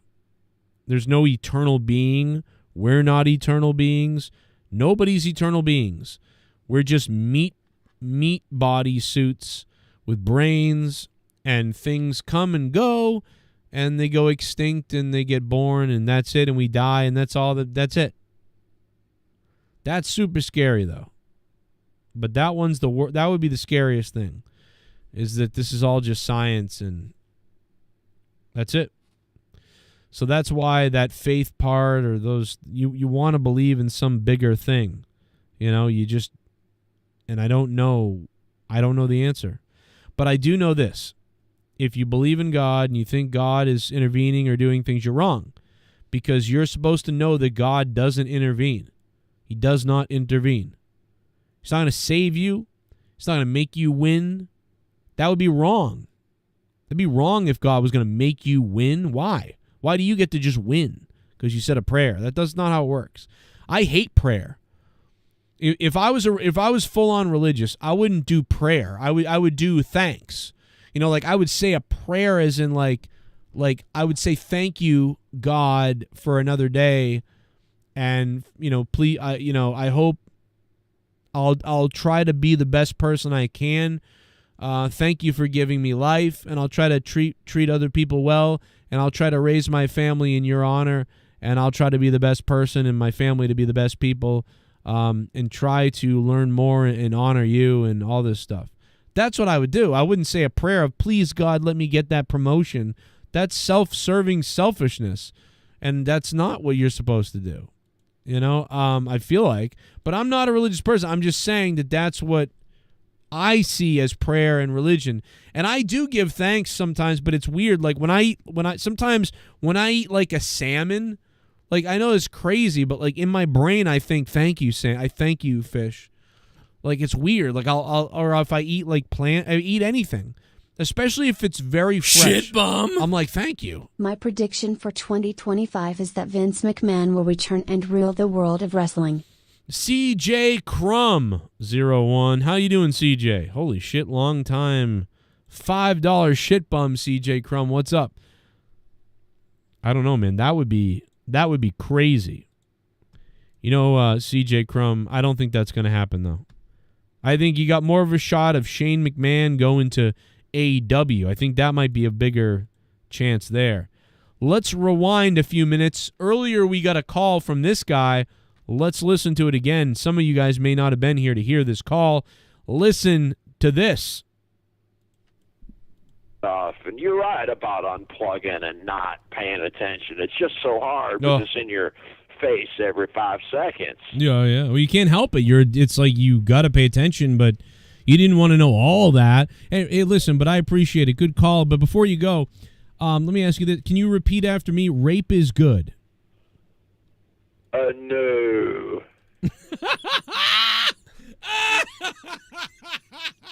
I cannot believe that guy was like, no.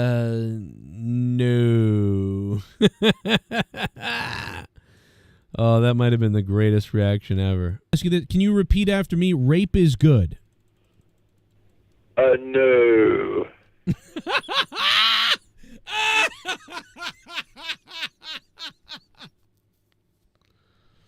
Oh, boy. No.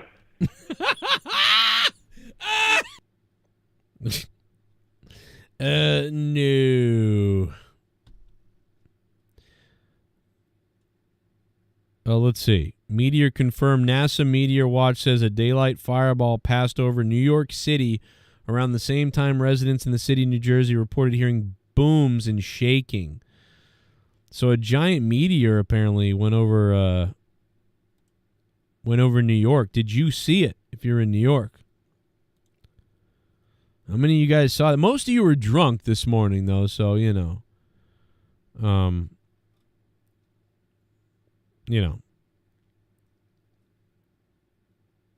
Tenacious D, I guess, canceled the rest of their tour because not Jack Black, but the other guy said something about he wished that the bullet had got Trump or something.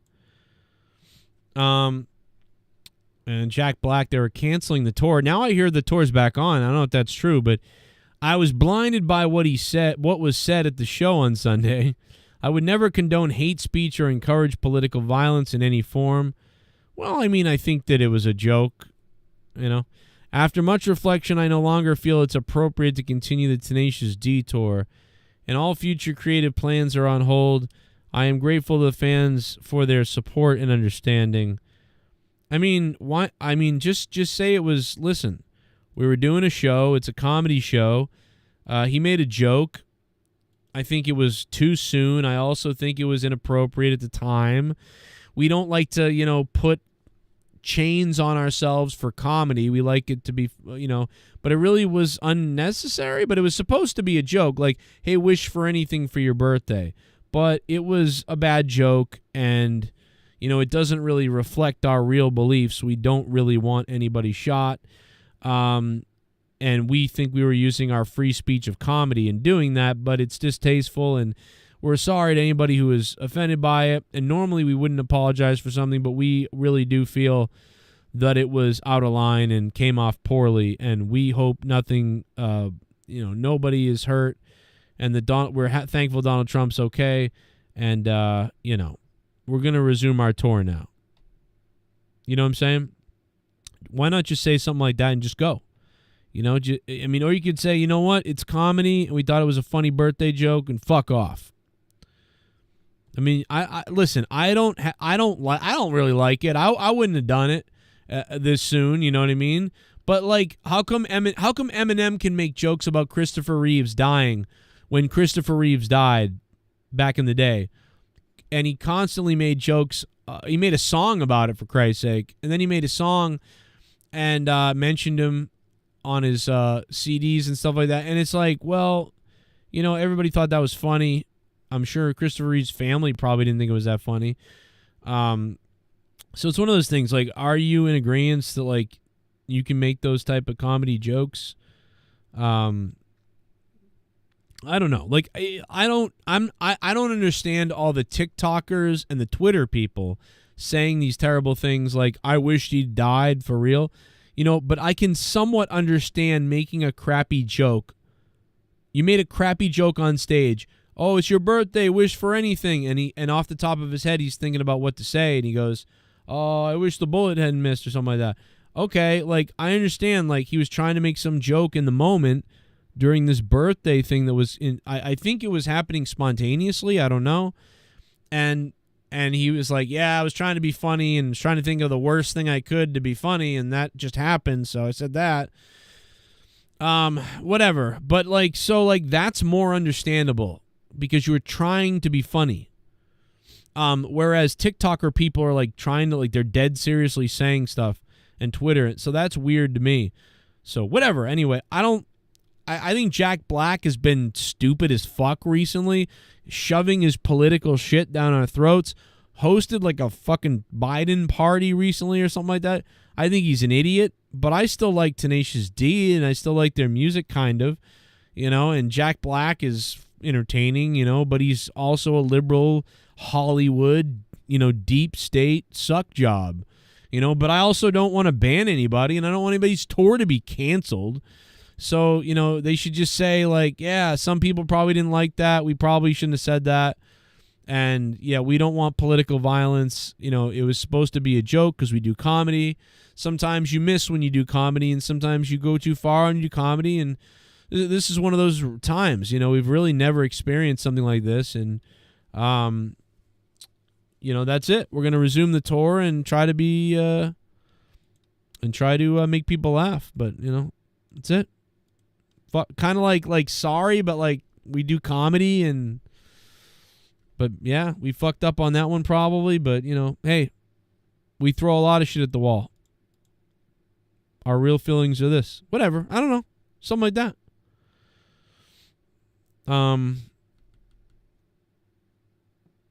So yeah, I don't know what else they're doing, but oh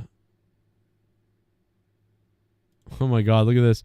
I think, who's this guy that did, anybody know who this guy is? He like jumped in on the Young Turks. He tried to pull an Alex Jones from, remember when Alex Jones did this, and then the guy threw the drink in Alex Jones's face and spit on him? Jimmy Dore. And then Cenk got all pissed off and flipped out. What was it, like 5, 6, 7 years ago? We had a blast talking about it with me and JB and everybody on Corrupted Podcast or whatever it was. It happened again. Transgender. No, I'm not. I don't know. Hey, get out of here, man. What the hell? Jesus Christ with these lunatic Republicans. Government. Cenk is transgender. Cenk is transgender. Did he say Cenk is transgender? No, I'm not. I don't know. Hey, get out of here, man. What the hell? Jesus Christ with these lunatic Republicans. Sank is transgender. Sank is transgender. See, that's not cool. I mean, that's funny, but like, what a retard, dude. Like, I mean, seriously, like, I know that guy is like a troll type of guy. I mean, that's kind of funny, but like, you know, that's the type of shit where it's like, this is what I used to think about Republican people.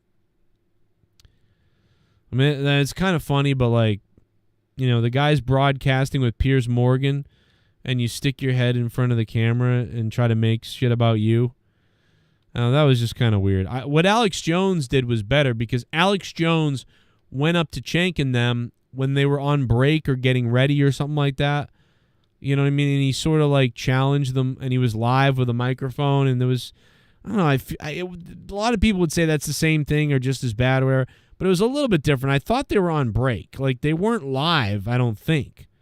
If I'm wrong, then I'll take it all back, and I'm wrong. But like, that's fucking weird. The guy was live with, you know, Piers Morgan, and Cenk's retarded, but that's not really cool. I don't think that guy would have thought it was cool if somebody did that to one of his people. He would have said like, "Oh, you know, they're scumbags." Well, that's what you just did that. So that was kind of stupid. But I don't know. Alex Stein. Any thoughts on Ingrid admitting she was super drunk during the anthem? Yeah, it's so weird because everybody was like, she looks drunk. We were talking about that, like the anthem singer. We were like, oh, she looks drunk. We were coming up with all these excuses for her as to why it happened, like the arena, the earpieces, the audio guy fucked up, whatever. Something was wrong. But like, it turns out she was drunk. She just came out and said it. She's like, hey, I'm not going to lie, I was hammered. So that lady who sang the national anthem the other day that butchered it and it was terrible, she just came out and was like, yeah, I'm not going to lie, everybody, I was hammered. Which is that's hilarious. It's like sad and like people are like, oh, it's disrespectful. But it's just so America 2024, isn't it? Isn't it just so America 2024 that we have like, we can't even sing the national anthem. People are drunk singing the national anthem. You know? And by the way, if I fucked up that bad because my voice fucked up or mentally I fucked up or whatever, I would have said I was drunk. So I wouldn't even put it past the fact that she might be like, yeah, I was drunk. You know, her publicist is like, we've got to save face that you're not this bad of a singer. Just say you're drunk. And she's like, what? I shouldn't do that. No, it's better than sucking that bad regularly. You know, say you're drunk. Trust me, it's better. I don't think. And you're right about unplugging and not paying attention. It's just so hard, but it's in your face every 5 seconds. Yeah. Well, you can't help it. It's like you got to pay attention, but you didn't want to know all that. Hey, listen, but I appreciate it. Good call. But before you go, let me ask you this. Can you repeat after me? Rape is good. No.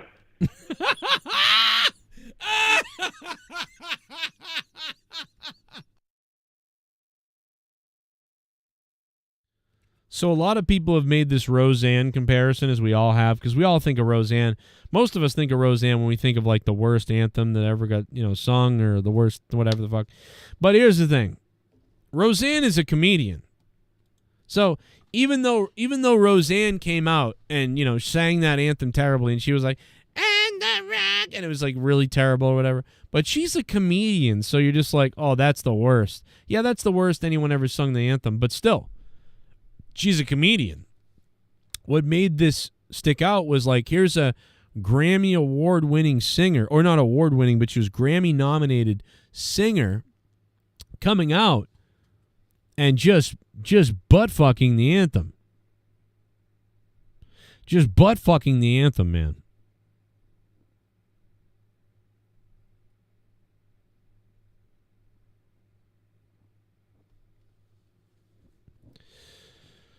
Oh, boy.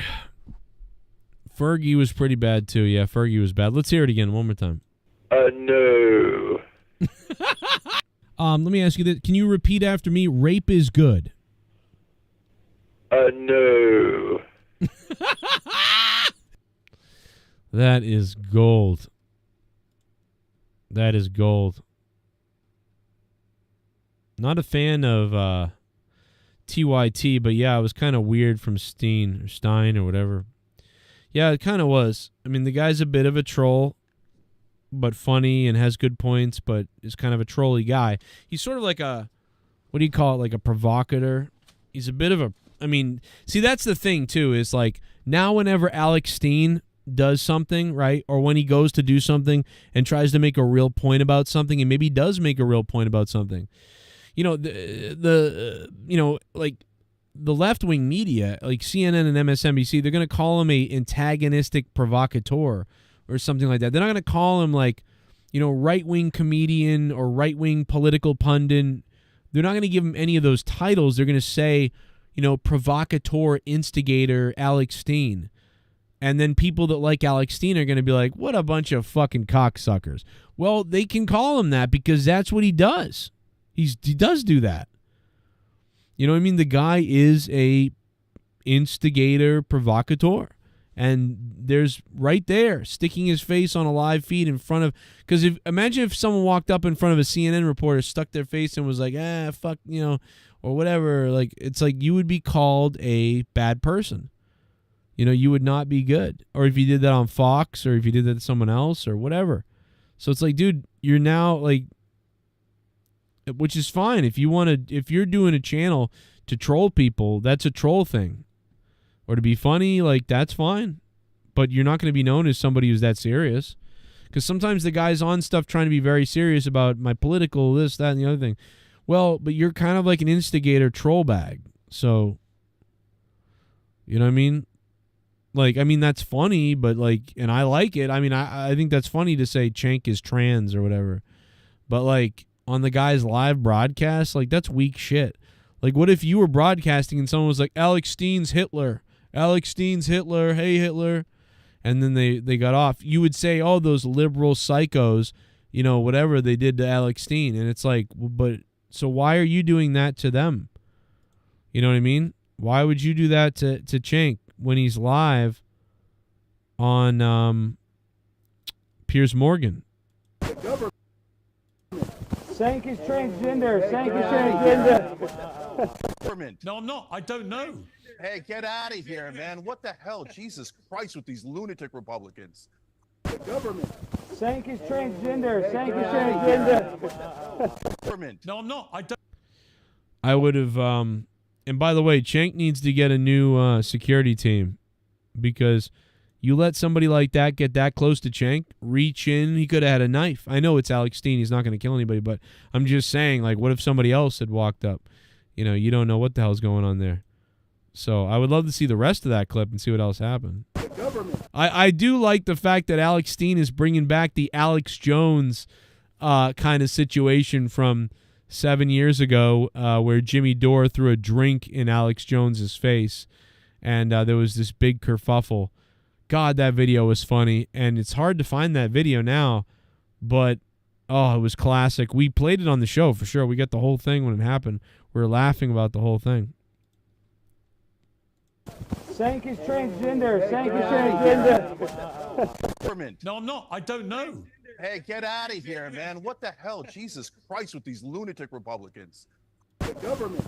Cenk is transgender. Cenk is transgender. We got more breaking news, believe it or not, from the man himself, Elon Musk.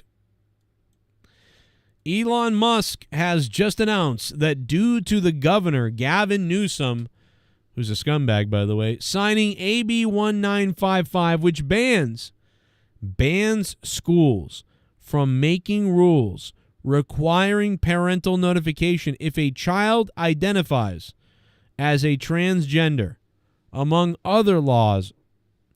So you cannot tell the parents if their child is saying they're transgender or something else. SpaceX, because of this, will move its headquarters from California to Starbase. Starbase? Star Trek? to, oh, here we go. There's more of it. Will move its headquarters from California to Starbase near Brownsville, Texas. Wow. Elon Musk is moving his whole SpaceX operation fully to Texas now. Wow. Goodbye, California. Hello, Texas. Breaking news. Damn, California's getting fucked. Man, California is getting... They're getting raped. Let me ask you this. Can you repeat after me? Rape is good. No. So hard, but it's in your face every 5 seconds. Yeah. Well, you can't help it. It's like you got to pay attention, but you didn't want to know all that. Hey, listen, but I appreciate it. Good call. But before you go, let me ask you this. Can you repeat after me? Rape is good. No.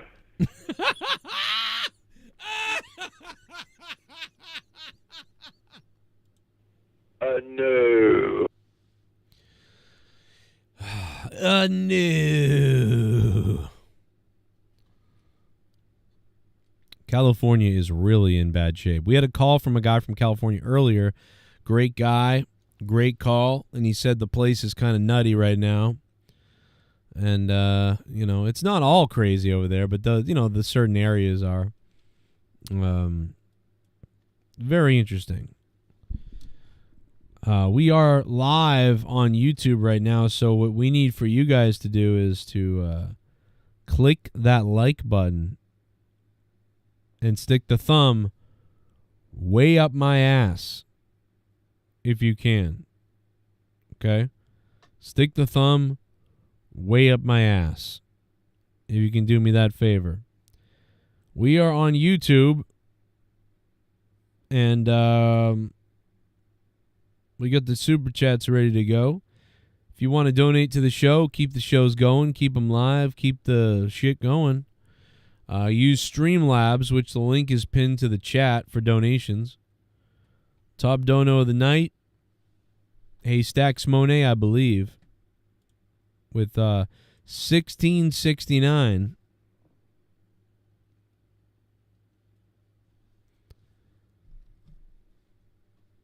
Thank you, Haystacks. If you guys want to have a little fun, we will put the top donator on the top.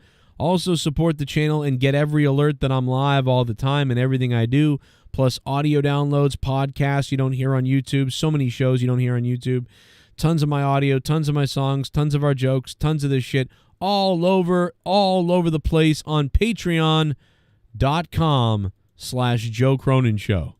You will get the alert that I'm live if you're on Patreon. Trust me. Trust me. And you get all kinds of crazy shit. So don't miss it.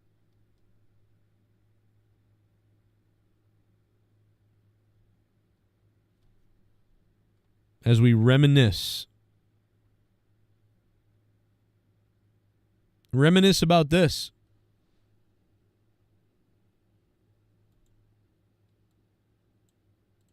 It's pink, you fucking idiot. No, you're gonna start with name calling because I can do it too. Yeah, I'm gonna call you Roast me. Like Al Sharpton's dick. Eat me like my daughter. You're gonna call me Al Sharpton's pig? Al Sharpton. He's got a sharp dick. Just start explaining who Al Sharpton is. And what do you have? Like his Wikipedia page. Frost. What do you have? So frosty. Say Asperger's. Asperger's. Frosty cock. I've got hamburgers. Drew's name here in a second. But you got a frosty cock, don't you? Alfred Charles Sharpton is an American civil rights activist, Baptist minister. He talk show host. He's a politician. 1 minute remaining. He's the founder of the National Action Network, and I want to have action. I want to have action with your anus tonight. You're in a mental asylum. I'm in a mental asylum and I only got 30 seconds to come.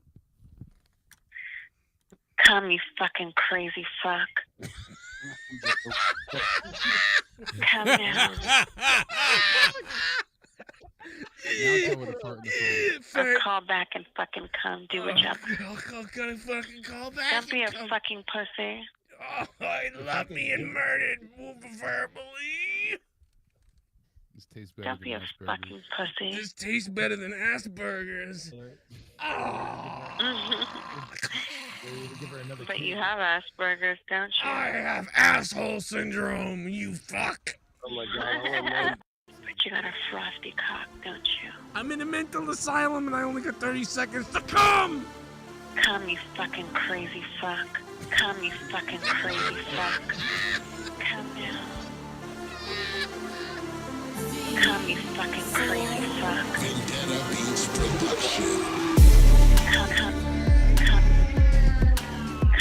Come, you fucking crazy fuck.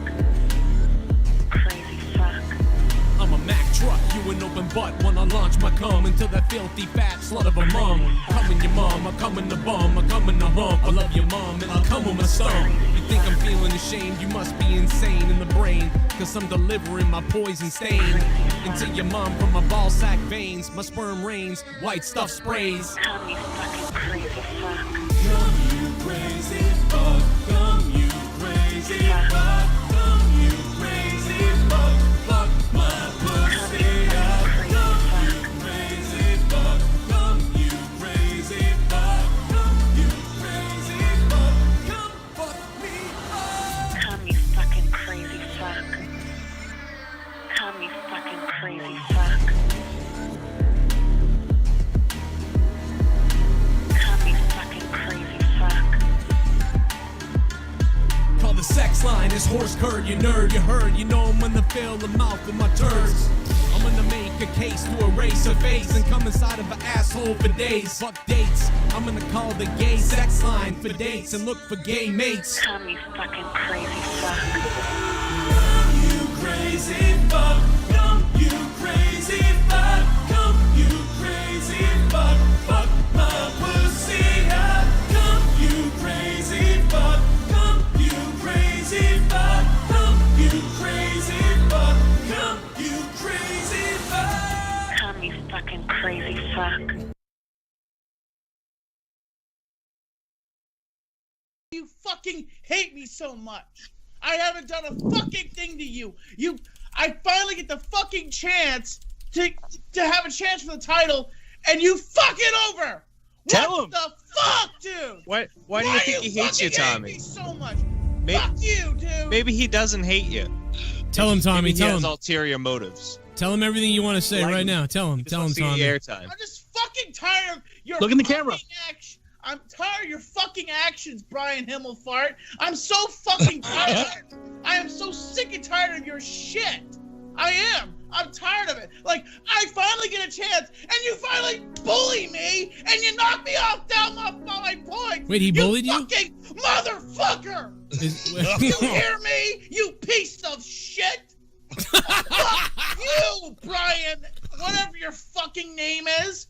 Fuck you, you asshole! Lick my asshole, shithead! Fuck you, fuckface motherfucker!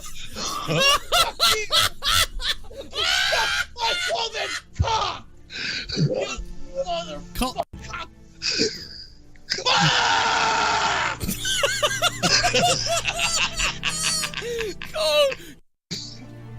Ryan, fucking humble him or cock!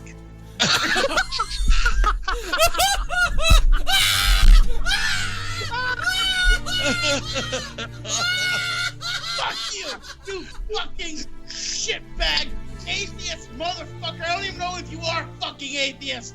Are you fucking Nazi piece of shit? Hitler-loving motherfucker! Throws You a compliment hate in there and then calls him a Nazi. Himmel Hitler loving. I don't even Himmel. know if you are those things, but fuck you, cocksucker! I hope you jump off a fucking cliff. No Black Panther for you, I guess. Oh my God! Taking a black something. You rotten hell, fuckface motherfucker! Oh my! I hope you fuck yourself. Fuck you. Piece of. You're not worth my time, you fuckface. Oh my God! You fuck yourself. Tommy, I hope you fuck yourself. You're right about unplugging and not paying attention. It's just so hard because it's in your face every 5 seconds. Yeah. Well, you can't help it.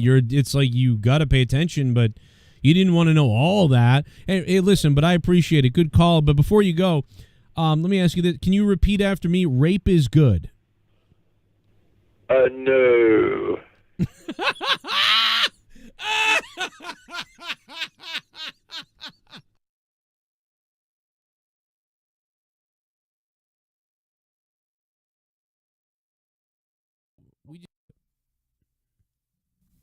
Maybe that doesn't happen. You know that is better. You know that better than I do.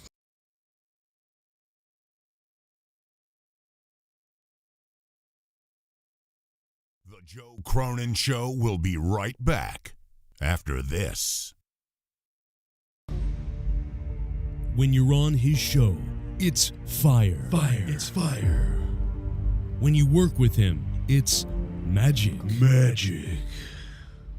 But after a while, you just can't stand Joe Cronin anymore. So take at least 30 of his listeners, depending on how funny you were on his show and well-liked you are, and focus on your own Joe Cronin show. Take his guidance and ideas, but leave his ADD psycho personality behind. Take the advice of Tommy C, Dead on Dave, Jesse 5 times, Dave Rose, Ken, Chris Tosovic, how do you say that name? Justin Bailey, Troy, and probably some more we're forgetting, and get the fuck away from Joe. Cash in on a small amount of listeners who will follow you exclusively. And if you can buddy up with some of Joe's more minor co-hosts, make them your new yes man and co-host, and appear to have better chemistry with them than you ever did with Joe. You got yourself a show. This summer, fuck the fans, fuck Joe, you do you.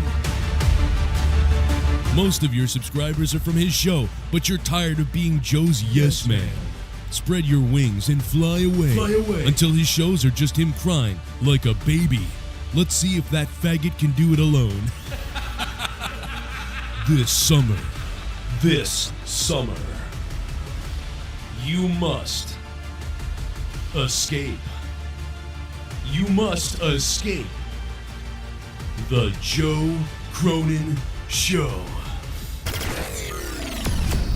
When Raw, SmackDown, WWE, or AEW end, tune in to The Joe Cronin Show. Live on YouTube for review and reaction. Joe Cronin and Jake break down all the action. All of it. The Joe Cronin Show. Your source for wrestling opinions, news, and insanity. A wrestling podcast with attitude. Mature audiences only. Join our community of over 70,000 people. Subscribe free on YouTube to The Joe Cronin Show. The Joe Cronin Show will be right back. Chances are you love to watch wrestling. Chances are you'd watch as much wrestling as you could if it was put in front of you. Well, what's up, wrestling fans? What's up, patrons, guys? Thank you for supporting the channel, like stuff and things like that. I was doing the whole radio, but on TV thing with no, you know what I mean, type of deal. That's what the whole show is, interactive, and you could fax the show. And remember that, faxes, dude? You could fax the show, you could call the show, email the show, like everything. Yeah, that clip is hilarious. It just shows you why Stone Cold Steve Austin was so, successful.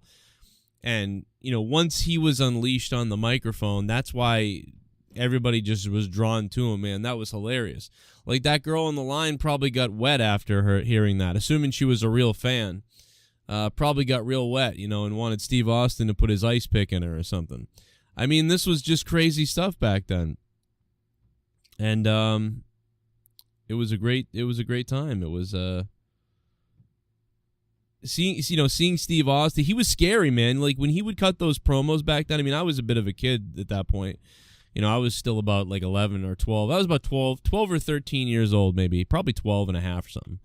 And it was like, damn, this guy is a psycho, And I had my mom's boyfriend was like a drunk psycho at the time, and he was a little bit whacked out too. So like it kind of reminded me of that.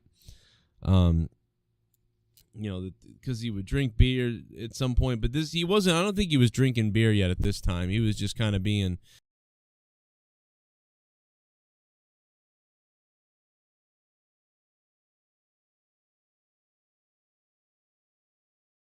Back in when he abducted Vince after he was fired, if you guys remember that, and he had like a crossbow, and he was.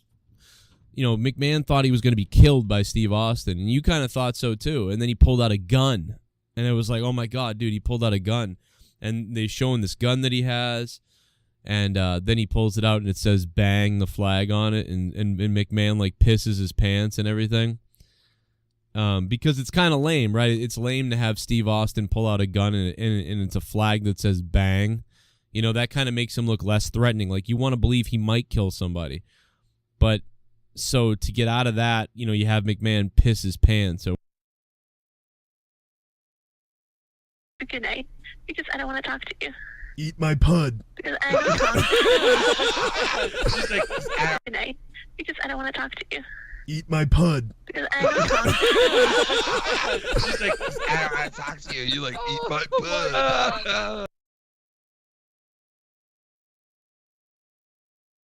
The sanctity of marriage. What's sanctity of marriage? It's like 45% divorce rate. If you want to get mad at something, get married at the get married. If you want to get mad at something, get mad at the women and the men that are constantly divorcing. The sanctity of marriage. There is no sanctity of marriage, okay? It's a bunch of made up hocus pocus shit. So now it's a certificate and a ring on your finger maybe and a celebration, and then you get a bunch of rights and privileges because you're married now in the country, okay? So just give it to everybody. Yeah, you can't marry a tree. I'm sorry. For all you fucking mentally ill pieces of fuck, yeah, I'm sorry. You can't marry a tree. I should be able to marry a tree!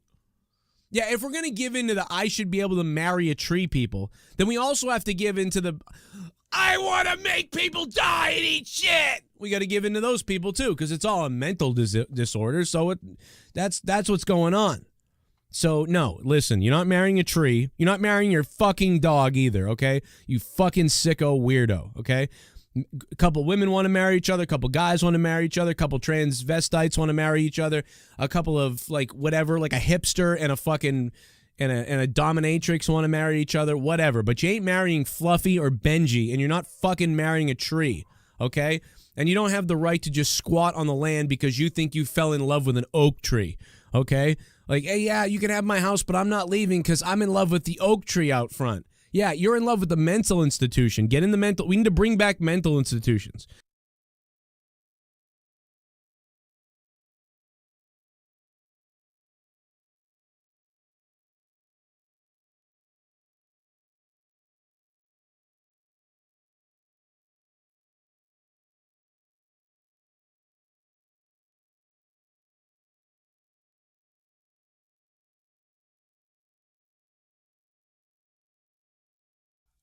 I put some time into thinking about that, That was awesome. I mean, that was all off the cuff, right? Undertaker's about to get pinned. Shit, Jesus Christ. We did a video 4 hours It's like on the this. worst. Oh my God, you sound like Roger Rabbit when he's getting dumped in the goo. I had to be.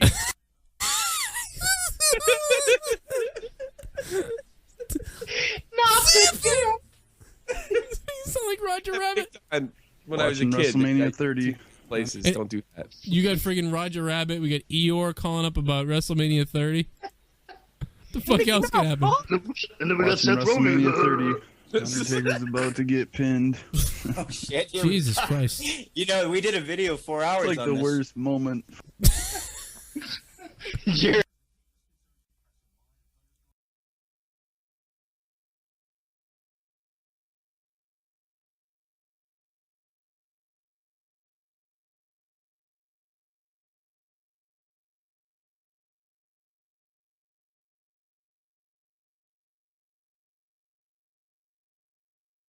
I put some time into thinking about that. You know. That was awesome. I mean, that was all off the cuff, right? Undertaker's about to get pinned. Jesus Christ! You know, we did a video 4 hours It's like on the this. worst. You know this song. You know it. You know this song. Let's do it. Let's do it. Let's do it. Here we go. Here we go.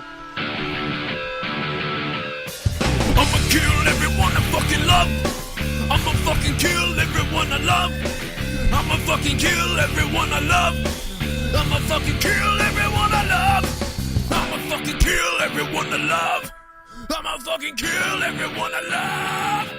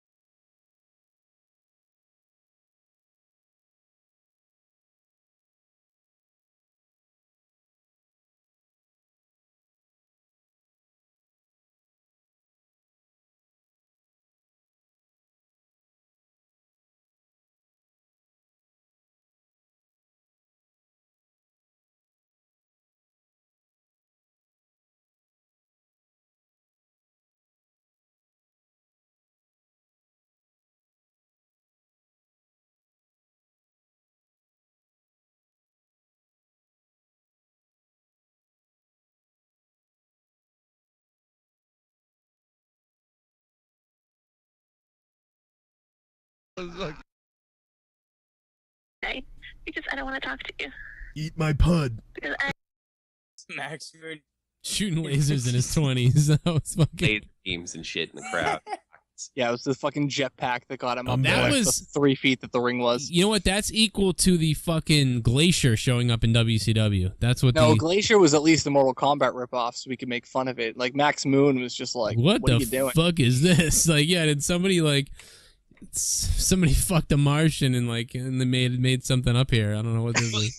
That was the end of the Hogan era. I think that was just after they testified. Yeah, testified against him, and it's like, okay, we're new now. We don't need Hogan anymore. We got Max Mars. We're going to the moon. I thought it would have been cool if they just let him come out with his actual fucking attitude with the Max Moon gear on. Just, someone looks at him bad, he'd be like, "The fuck you looking at?" How funny would it Shut have up. been if back then, like way ahead of their time, they decided to like stage a moon landing, saying, "Yeah, the Russia went to the moon, the U.S. went to the moon, then Vince McMahon went to the moon." Yeah, Just had all this fucking fabricated video. That is a great idea. They should have done that. The WWE is going to the moon. Like that would have been the thing. Like Vince comes on. I have an announcement. For like weeks, still like there's a special announcement coming. We're going to the moon. And he looks up at the fucking air, and then they start showing like people like, which is like stock footage though, of like people building the spacecrafts.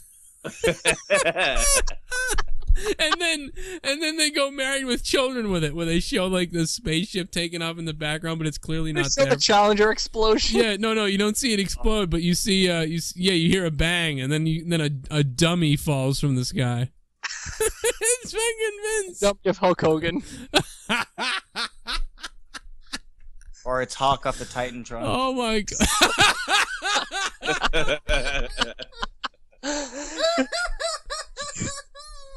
Yeah, they just cut back to Hawk falling off the Titantron as if that's him falling off the space. They just Photoshop it. Oh my god. That still would have done better than the XFL. They don't want to play. They don't want to pay royalties to Hawk's family though, so they're just like, let's not use that. Whatever the fuck. And then Lenny Popo comes out and he takes his dick out.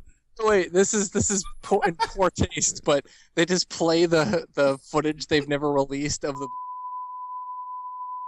And so you can go into Oh my god. Wow, what in the world? He's rising to the moon. Oh. Wow, that was that bad. Whatever that was so bad that back then I blanked that out. Like I rarely ever will edit something like that. What the fuck did he just say? Because for that to be edited, By the way, shout out to Haystacks Monet with the top dono of 1669. He's the Hawks family though, so they're just like, oh, maybe that was like must have been like an Owen Hart comment or something. Whatever the fuck. That was crazy. When Popo comes out and he takes his dick out.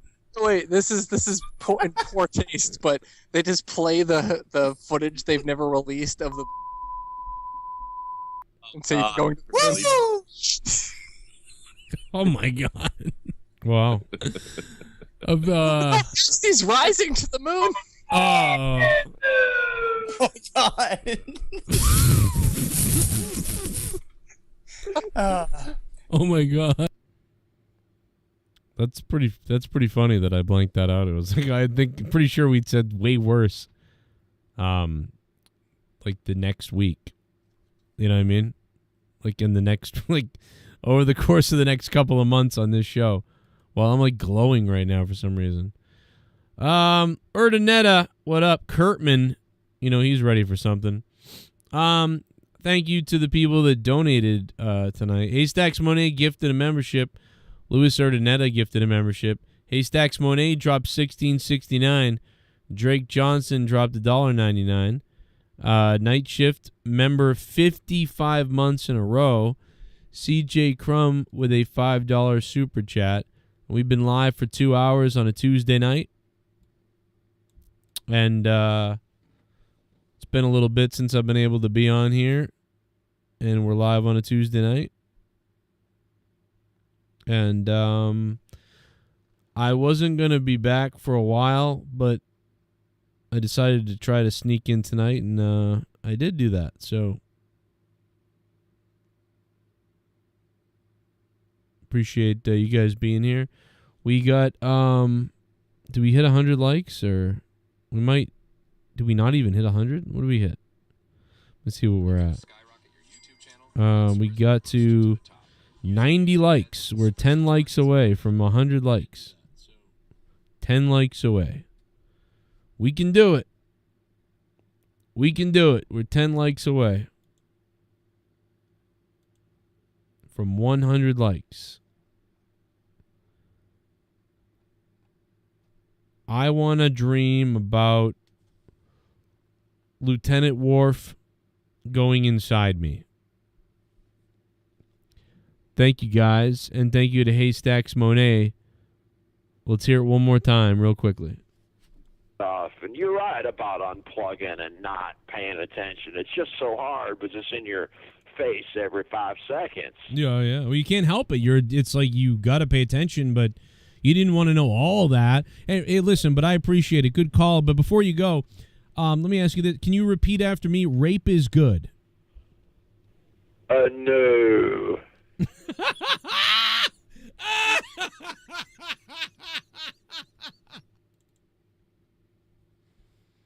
Ladies and gentlemen, we have the President of the United States on the Joe Cronin Show to sing us his first song. Guys, take it away, Joe Biden. Well, that's a good one. I salute you all. Thanks for being here. Except my crackhead son.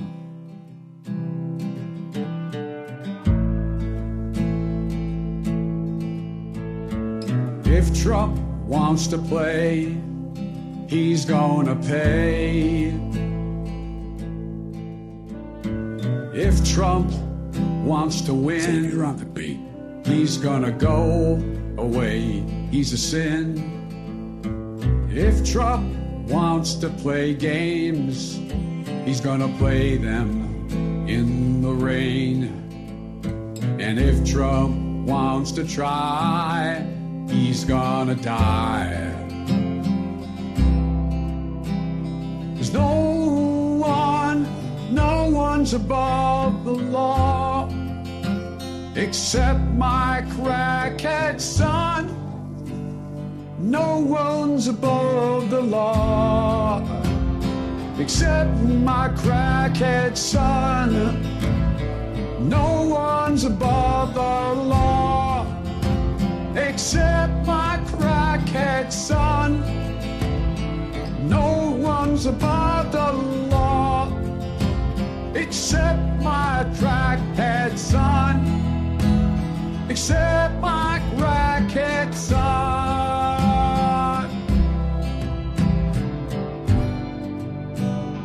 except my crackhead son. No one's above the USA. And by the way, Bo was gay, even though I don't agree. I like 'em under 23. Me and my son in a hotel room, naked underage girls, snorting some crack cocaine in the White House. But we're not to blame. No one's above the law, except my crackhead son. No one's above the law, except my crackhead son. No one's above, no one's above, no one's above the law. No one's above. Amber Heard and Johnny Depp, day and night. I wanna die. My wife won't stop and about to talk about the trial. She obsessed, she in denial. I hate Johnny Depp and I hate Amber Heard now. I wish they would both die. I wish Johnny Depp and Amber Heard would both fucking die. Whoa. Please just die every single night. Johnny Depp and Amber Heard, I want you to die. Can we get them in a school so they can be the next in our blood pool? Hey, fuck Johnny and fuck Amber. Fuck Johnny and fuck Amber. But I wouldn't mind being in her. I wanna shit on them both. Get off my Twitter feed. Late donation. So I can look at other people's El naked Tapo. pictures. CM Punk is nothing but a homo. No. Wow. El Tapo at 0 hour dropping the $18 diss on Phil. Damn, El Tapo. We got to give El Tapo this the top spot here at the end. He kind of out of nowhere at the very end of the show, man. Holy shit, El Tapo comes in. El Tapo comes in and just fucking takes over. El Tapo. Thank you, bro. Hey, you talking about me, bro? Thank you, El Tapo. And he knocks off, after the whole show, Haystacks Monet was on top. El Tapo comes in and spanks him. Spanks him around. Buenos noches. Look at that. Like, I mean, everybody thought the show was ending and they were leaving, and then El Tapo came in and let's play it one more time for El Tapo. Here you go. For you, El Tapo. I don't mind staying around to play it one more time. I drank a fucking 60% of a Celsius tonight, for Christ's sake. I'm jacked. I could stay up all night, but here you go. Listen one more time for El Tapo. Here you go. And you're right about unplugging and not paying attention. It's just so hard, but it's in your face every 5 seconds. Yeah. Well, you can't help it. It's like you got to pay attention, but you didn't want to know all that. Hey, listen, but I appreciate it. Good call. But before you go, let me ask you this. Can you repeat after me? Rape is good. No. That guy killed me, dude. I love that clip. I know I'm a child, but it's just too funny. Like, it's always fun to put someone on the spot like that to see what will they say? Like, are they gonna listen to me and repeat it, or are they gonna be like, I don't know, man, or like, well, you know what? But that reaction is so great. No, like he was like, no. Like, Rastafa's a good one for that shit. When you say, like, hey, you know, do this or say this. Rastafa just don't know what the fuck to do. You know, and that's what reminded me of that. But anyway, shout out to El Tapo, man, for taking over the top dono spot. El Tapo, baby. All right, let's finish the Crackhead Sun song as we head out of here. El Tapo taking over the spot from Haystacks Monet, who's been fire, but Great shit from El Tapo there, man. Thank you. Thank you very much, El Tapo, for that dono, man. Definitely could use people like you, man, dropping a 18 or 20 here or there. There's been haven't had a lot of that either in the channel a long time. So thank you very much, El Tapo, and Haystacks, for giving the hard ones tonight. Back to the crackhead son to finish her off. Look at my eyes right here. Oh, too close. Scary. Black and white. A little bit of color.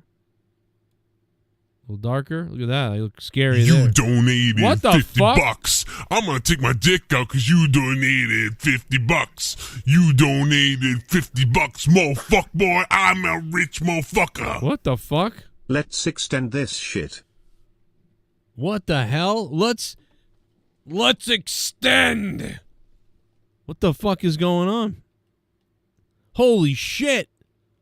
Welsh has D. Welsh has extended me. Holy shit. What the fuck is going on? We're trying to end the show, and Welsh is extending the show. Great Scott, Marty. 1.21 gigawatts. Well, Doc, maybe if you unzip your pants, I'd suck you off. Hey, Morty. Sorry. Wow. Holy shit, man. D. Welsh dropping a 50 spot. D. Welsh dropping a 50 spot and booting El Tapo off already. What are we? It's the end of the show, and there's a dick waving contest all of a sudden at the very end. I'll take it though, because this show was bankrupt tonight. I'll fuck it. I'll take it at the end. Bring it on, D. Welsh. Yeah, Welsh is taking the top spot. Look at this. Fuck it.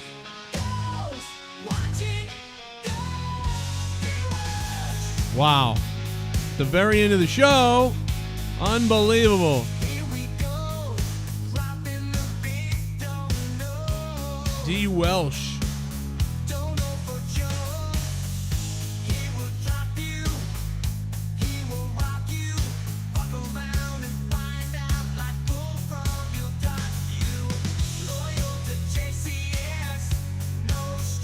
Feels like $500 when you haven't had a lot of donos in like 3 weeks. And someone drops 50, it's like 5,000. D. Welsh, baby. Watching go, D. Welsh. Yo, let's have a Celsius. Let's drink more Celsius for D. Welsh.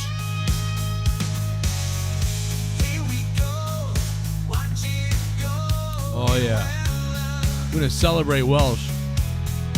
That Muppet.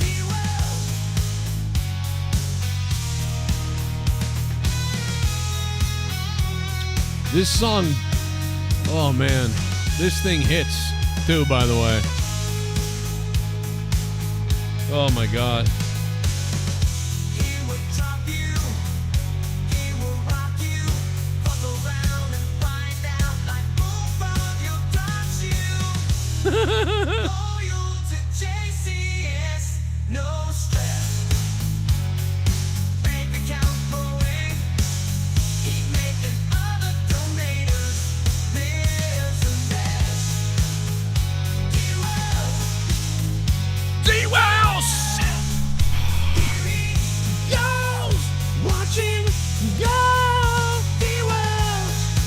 Let's hear some bullfrog for D. Welsh. That's right, he doxed him one time. Remember that? Unbelievable stuff. Oh, boy. D. Welsh. Unbelievable stuff from D. Welsh, man. Unbelievable shit. D. Welsh dropping a hard 50. $50. That's fire, dude. All right, let's play it. Let's play it. Dude, I don't need you to tell me learn how. So remember the time the cops showed up at Bullfrog's house? Remember that? I don't need you to tell me learn how. The fuck? What the fuck kind of knock was that, by the way? What was that, cop? No, let me hear that again. Dude, I don't need you to tell me learn how.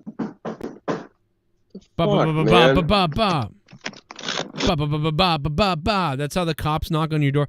Ba ba ba ba ba ba ba ba. Ba ba ba ba ba ba ba ba. Ba ba ba ba ba ba ba ba.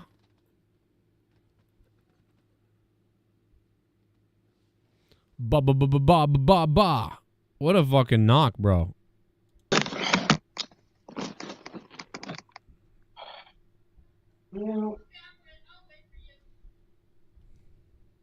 There he goes. It's for you, D. Welsh. Doing, man? Yeah. Are you Jeremiah? Yeah. Oh, okay, yeah.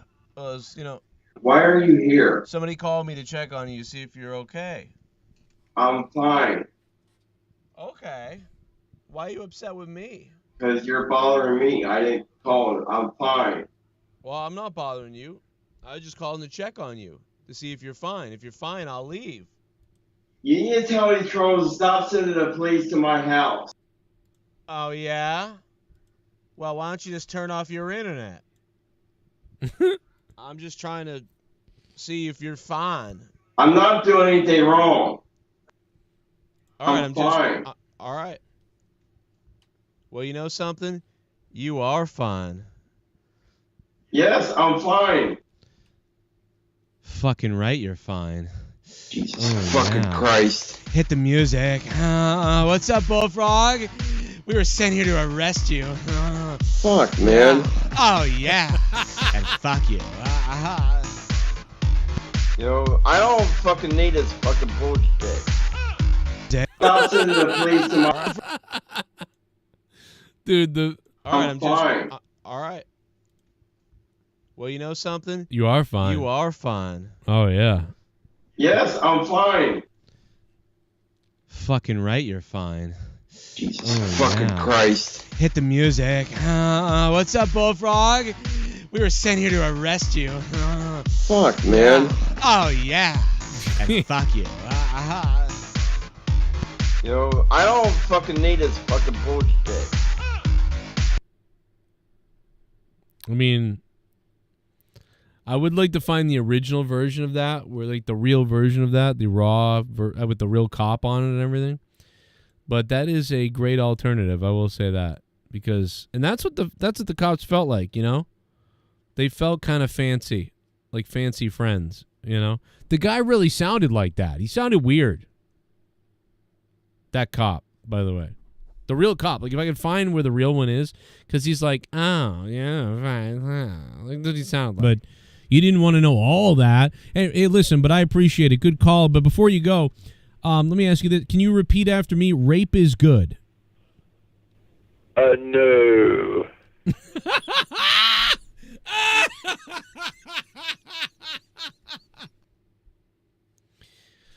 D. Welsh in the house, baby, dropping the $50. We're literally ending the show. I'm seconds away from hitting I was about to hit the end button. And El Tapo donated, and so I had to play that. And then D. Welsh kept us on. So, Welsh, where do you want to go, man? Where do you want to go? There's so many topics. There are so many things. Does anybody remember when Bullfrog dry humped a pole outside? Yeah, because wasn't that the night that he sort of exposed where he was or something? That was one of the many nights where he sort of gave away where he was, and that made the scumbag people able to do stuff to him. But that, if I remember, that was one of those nights, because he there's apartments or something was shown. It was something like that, and he also said it on the air or something one time too. He was like, "Come and get me. I don't give a shit. I live here." And it was like, "What are you doing?" It was something like that. He showed it. He said it. And then one night Welsh said it. And then, things happened to him.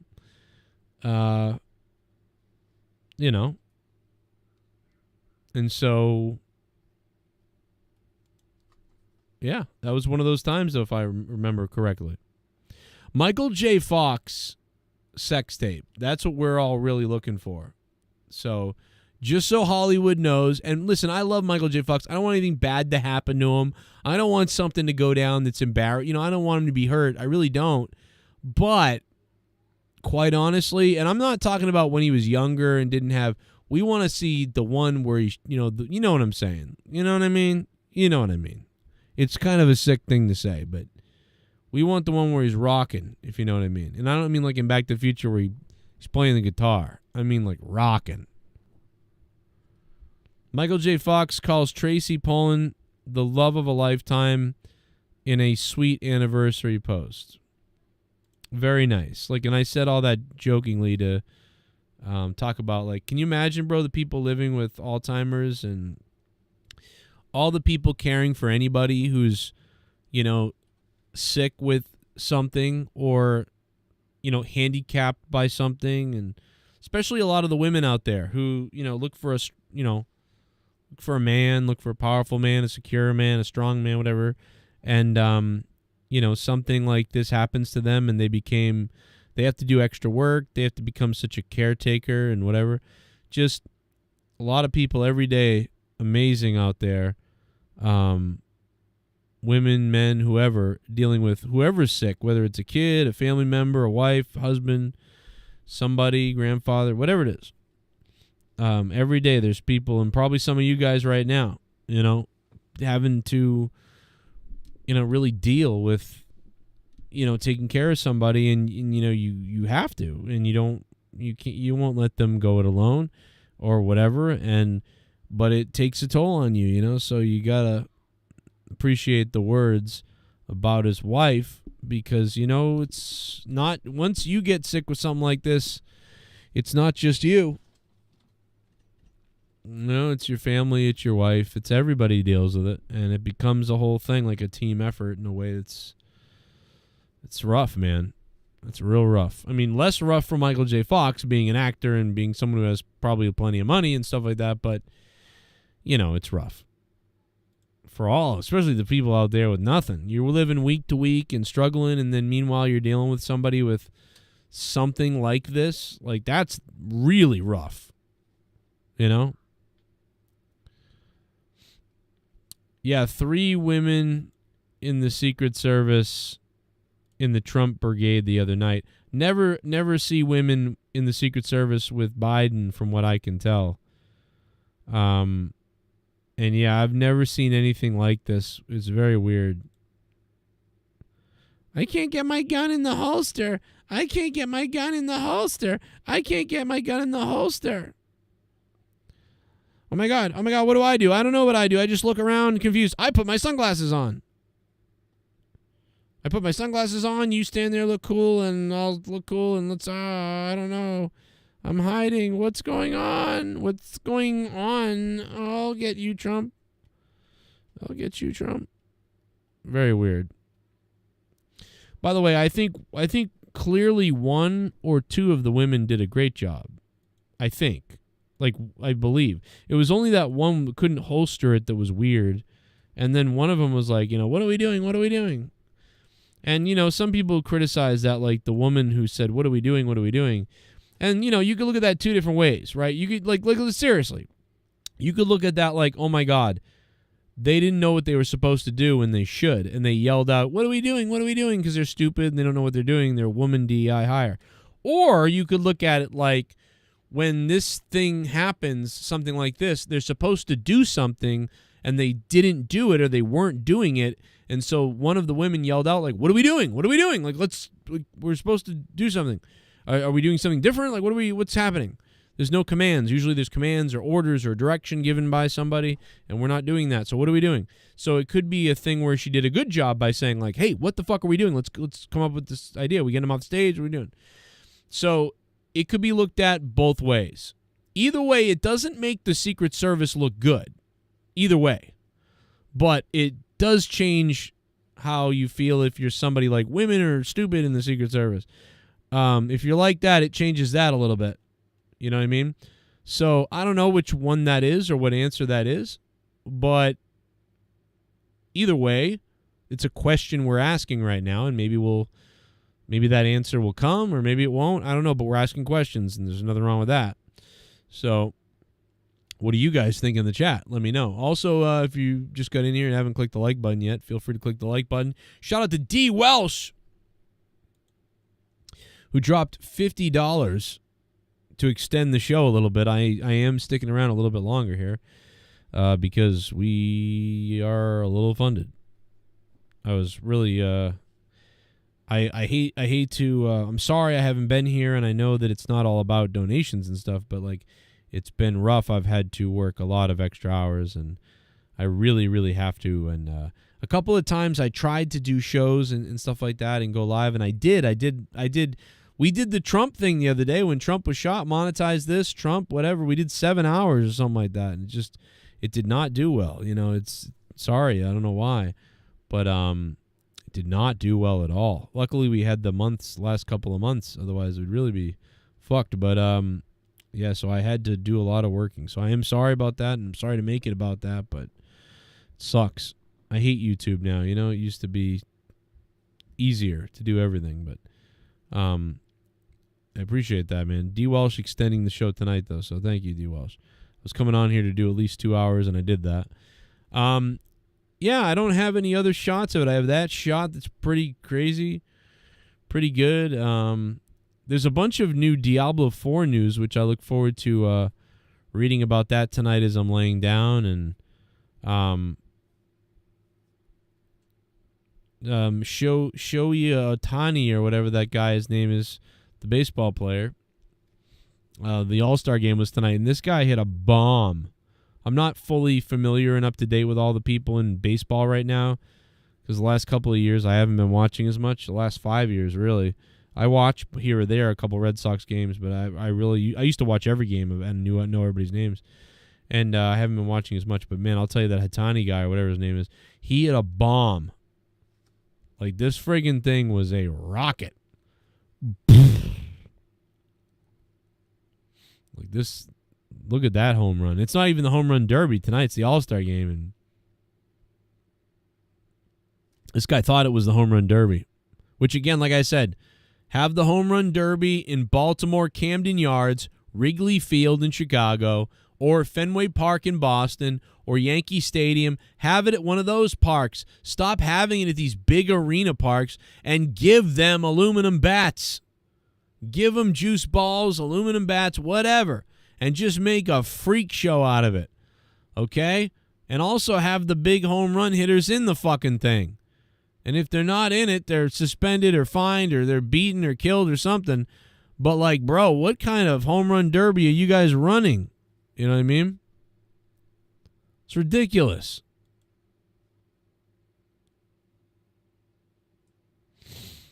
Have a good home run derby. Make it nuts. Don't have these, like, oh, God, can you imagine the aluminum bats? How crazy. And put crazy shit, like, in the outfield. You got to get rid of the kids. You can't have the kids in the outfield. You have these big, like, scarecrow things sticking up all over the outfield. And how about this? Make it even funner for the fans. Make it even funner. Put 100 weird things in the outfield everywhere, like scarecrows or things like that. And if the balls hit them, or something like that, if the balls hit them, then in that particular one, on it is like a ticket, and whoever's sitting in that seat wins like $1,000, like $10,000 or something like that. Do you know how fun that would be for everybody?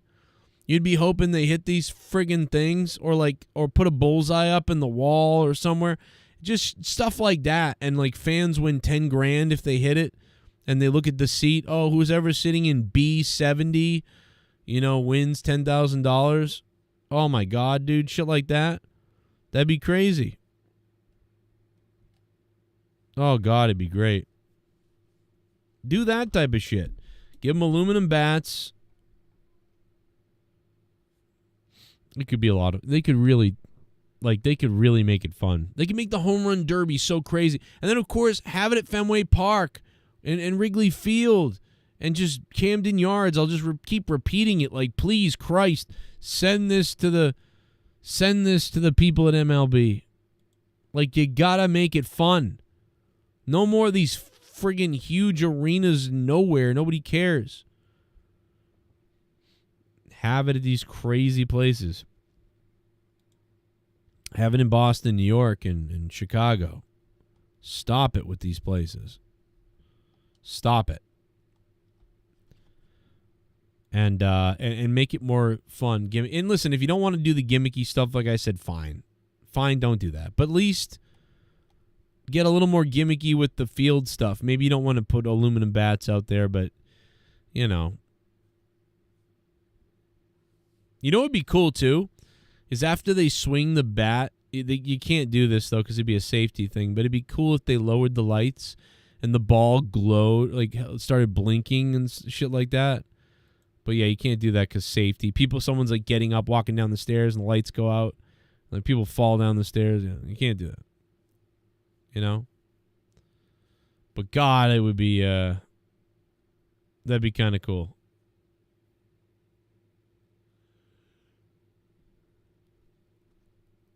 Ugh. It could be so good. Let the MLB Futures minor league guys who play in the MLB Futures game into the Home Run Derby. Yeah, that would be all right, but I'm down with that. But as long as D. Welsh, as long as all the guys who are leading the league in home runs, who are big home run hitters, are actually in the Home Run Derby. You know what I mean? Put them in the Home Run Derby. You know? Because right now it's like you don't have the best home run hitters in the Home Run Derby. Why? What are you doing? That doesn't make sense to me. You know? I don't know. Anyway, I think I really am going to wrap it up now. I want to thank El Tapo for donating extra. And right as I was hitting the button to end the show, El Tapo donated. So thank you to El Tapo.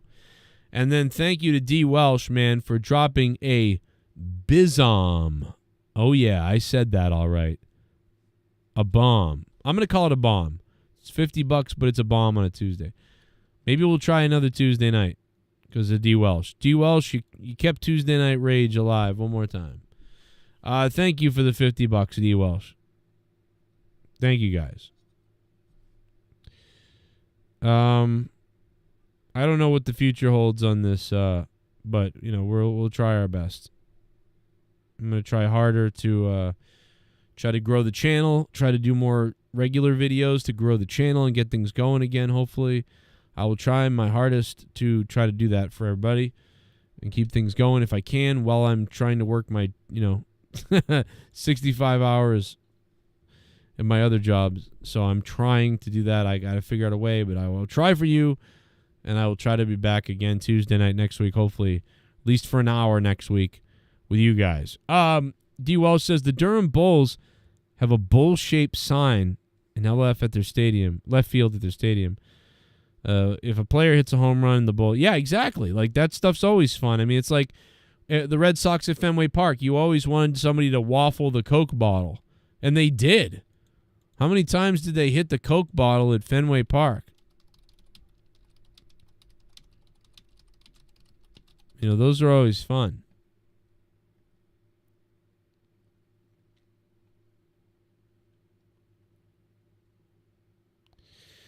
I remember Tom Brady. He got a Pesky's pole.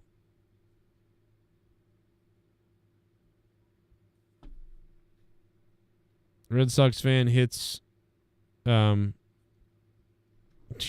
Stanton with a throw following his home run. Trying to find the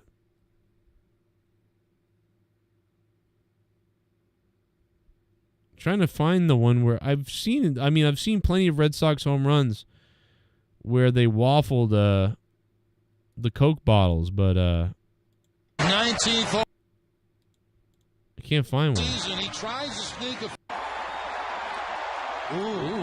He tries to sneak a fast.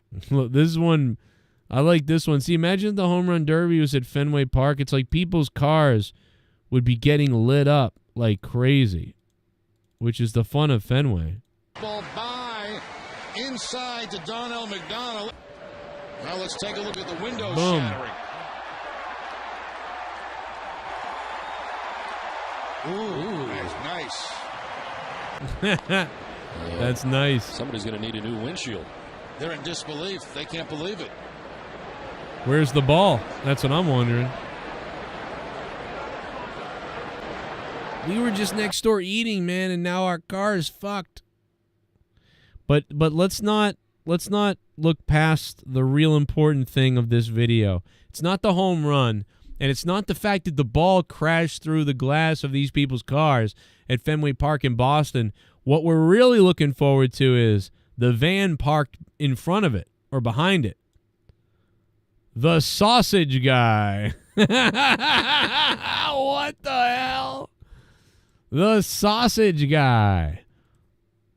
And it's a woman riding a rocket almost naked. So that's my takeaway from this whole thing is that. That's beautiful. Causing quite a stir. It really is. They want the baseball. The baseball is inside, probably. I think really the guy whose windshield is broken deserves the baseball, don't you think? Yeah. What are the odds of it still being there by the time he gets back to his car, which he probably doesn't know has been crushed already? Exactly. What are these people going to do? Break into his car for the ball? I remember thinking that back then. I was like, these fucking people are going to try to break into his car for the ball. Like, what are they doing?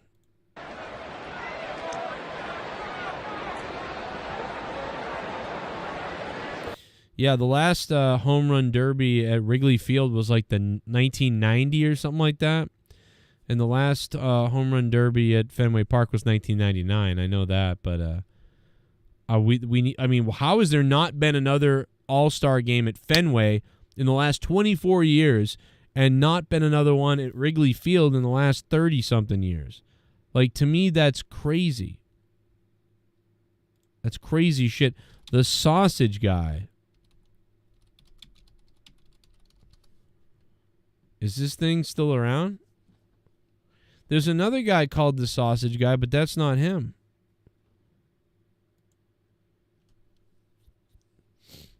Yeah, there's a bunch of the sausage guys.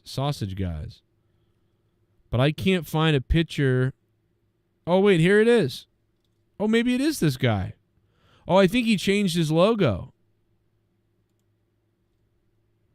Yeah, he changed his logo. Maybe he changed his logo, or maybe it's a different guy. Here's a click of it right here. If you go to Fenway Park, you know this. The Sausage Guy. SausageGuy.com. There he is. There's the rocket. There's the chick. Let's go. SausageGuy.com. Oh, no. Oh, yeah. So, wait.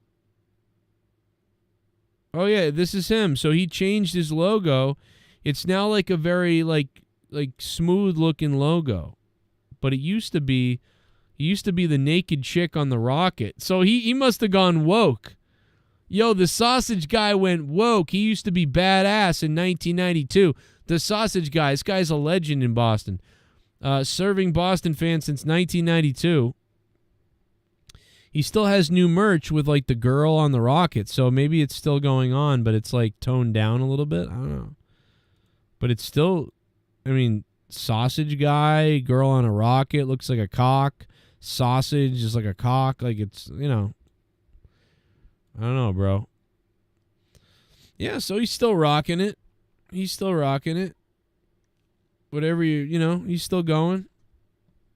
Oh, he's wearing the shirt in the picture. So no, he hasn't gone woke. He's still repping the sexy chick on the rocket. I didn't even see that.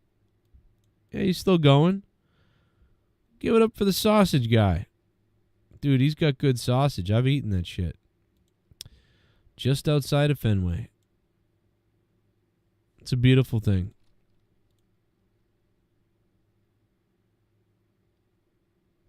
McGuire hit the Coke bottle in '99 at the All-Star game. I didn't even remember that. Let me look at it. I mean, I remember the All-Star game, but take the obvious pick, you know. Does it stay fair? Give it the fist wave. Where's punch when you need? Let's see if McGuire can hit the Coke bottle. Manny hit the Coke bottle all the time. You hit the tower.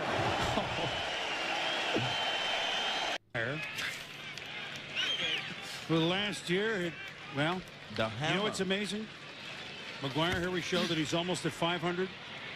He's not 2/3 of the way. You hit the Coke bottle? And a guy hit 180 the last 3 years, Joe.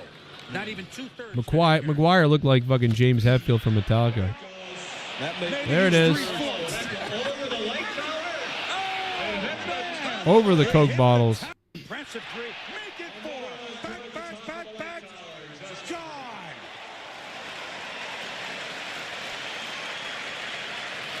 Dude, that parking lot. Dude, you got to look out if you're in the parking lot of Fenway, man, because you could take a ball off the head. All those people out there walking around, those balls are coming down out of nowhere, bro. You got to watch out for the kiddos. Take a clunker off the head. McGuire's spanking them out there, you know? Look at that kid. He ain't from Boston.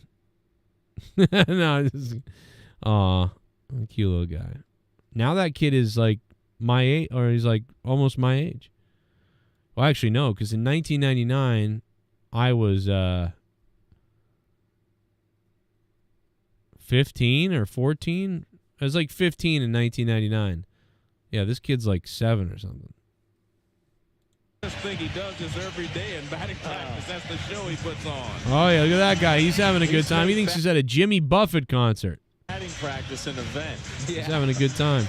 Boom, McGuire, deep to left field. It's aiming for the Sitco sign. And into the melee behind Fenway Park. Look at that out there. That's awesome. And blast off time. McGuire goes deep. Look up below. That one landed on the sausage guy's privates.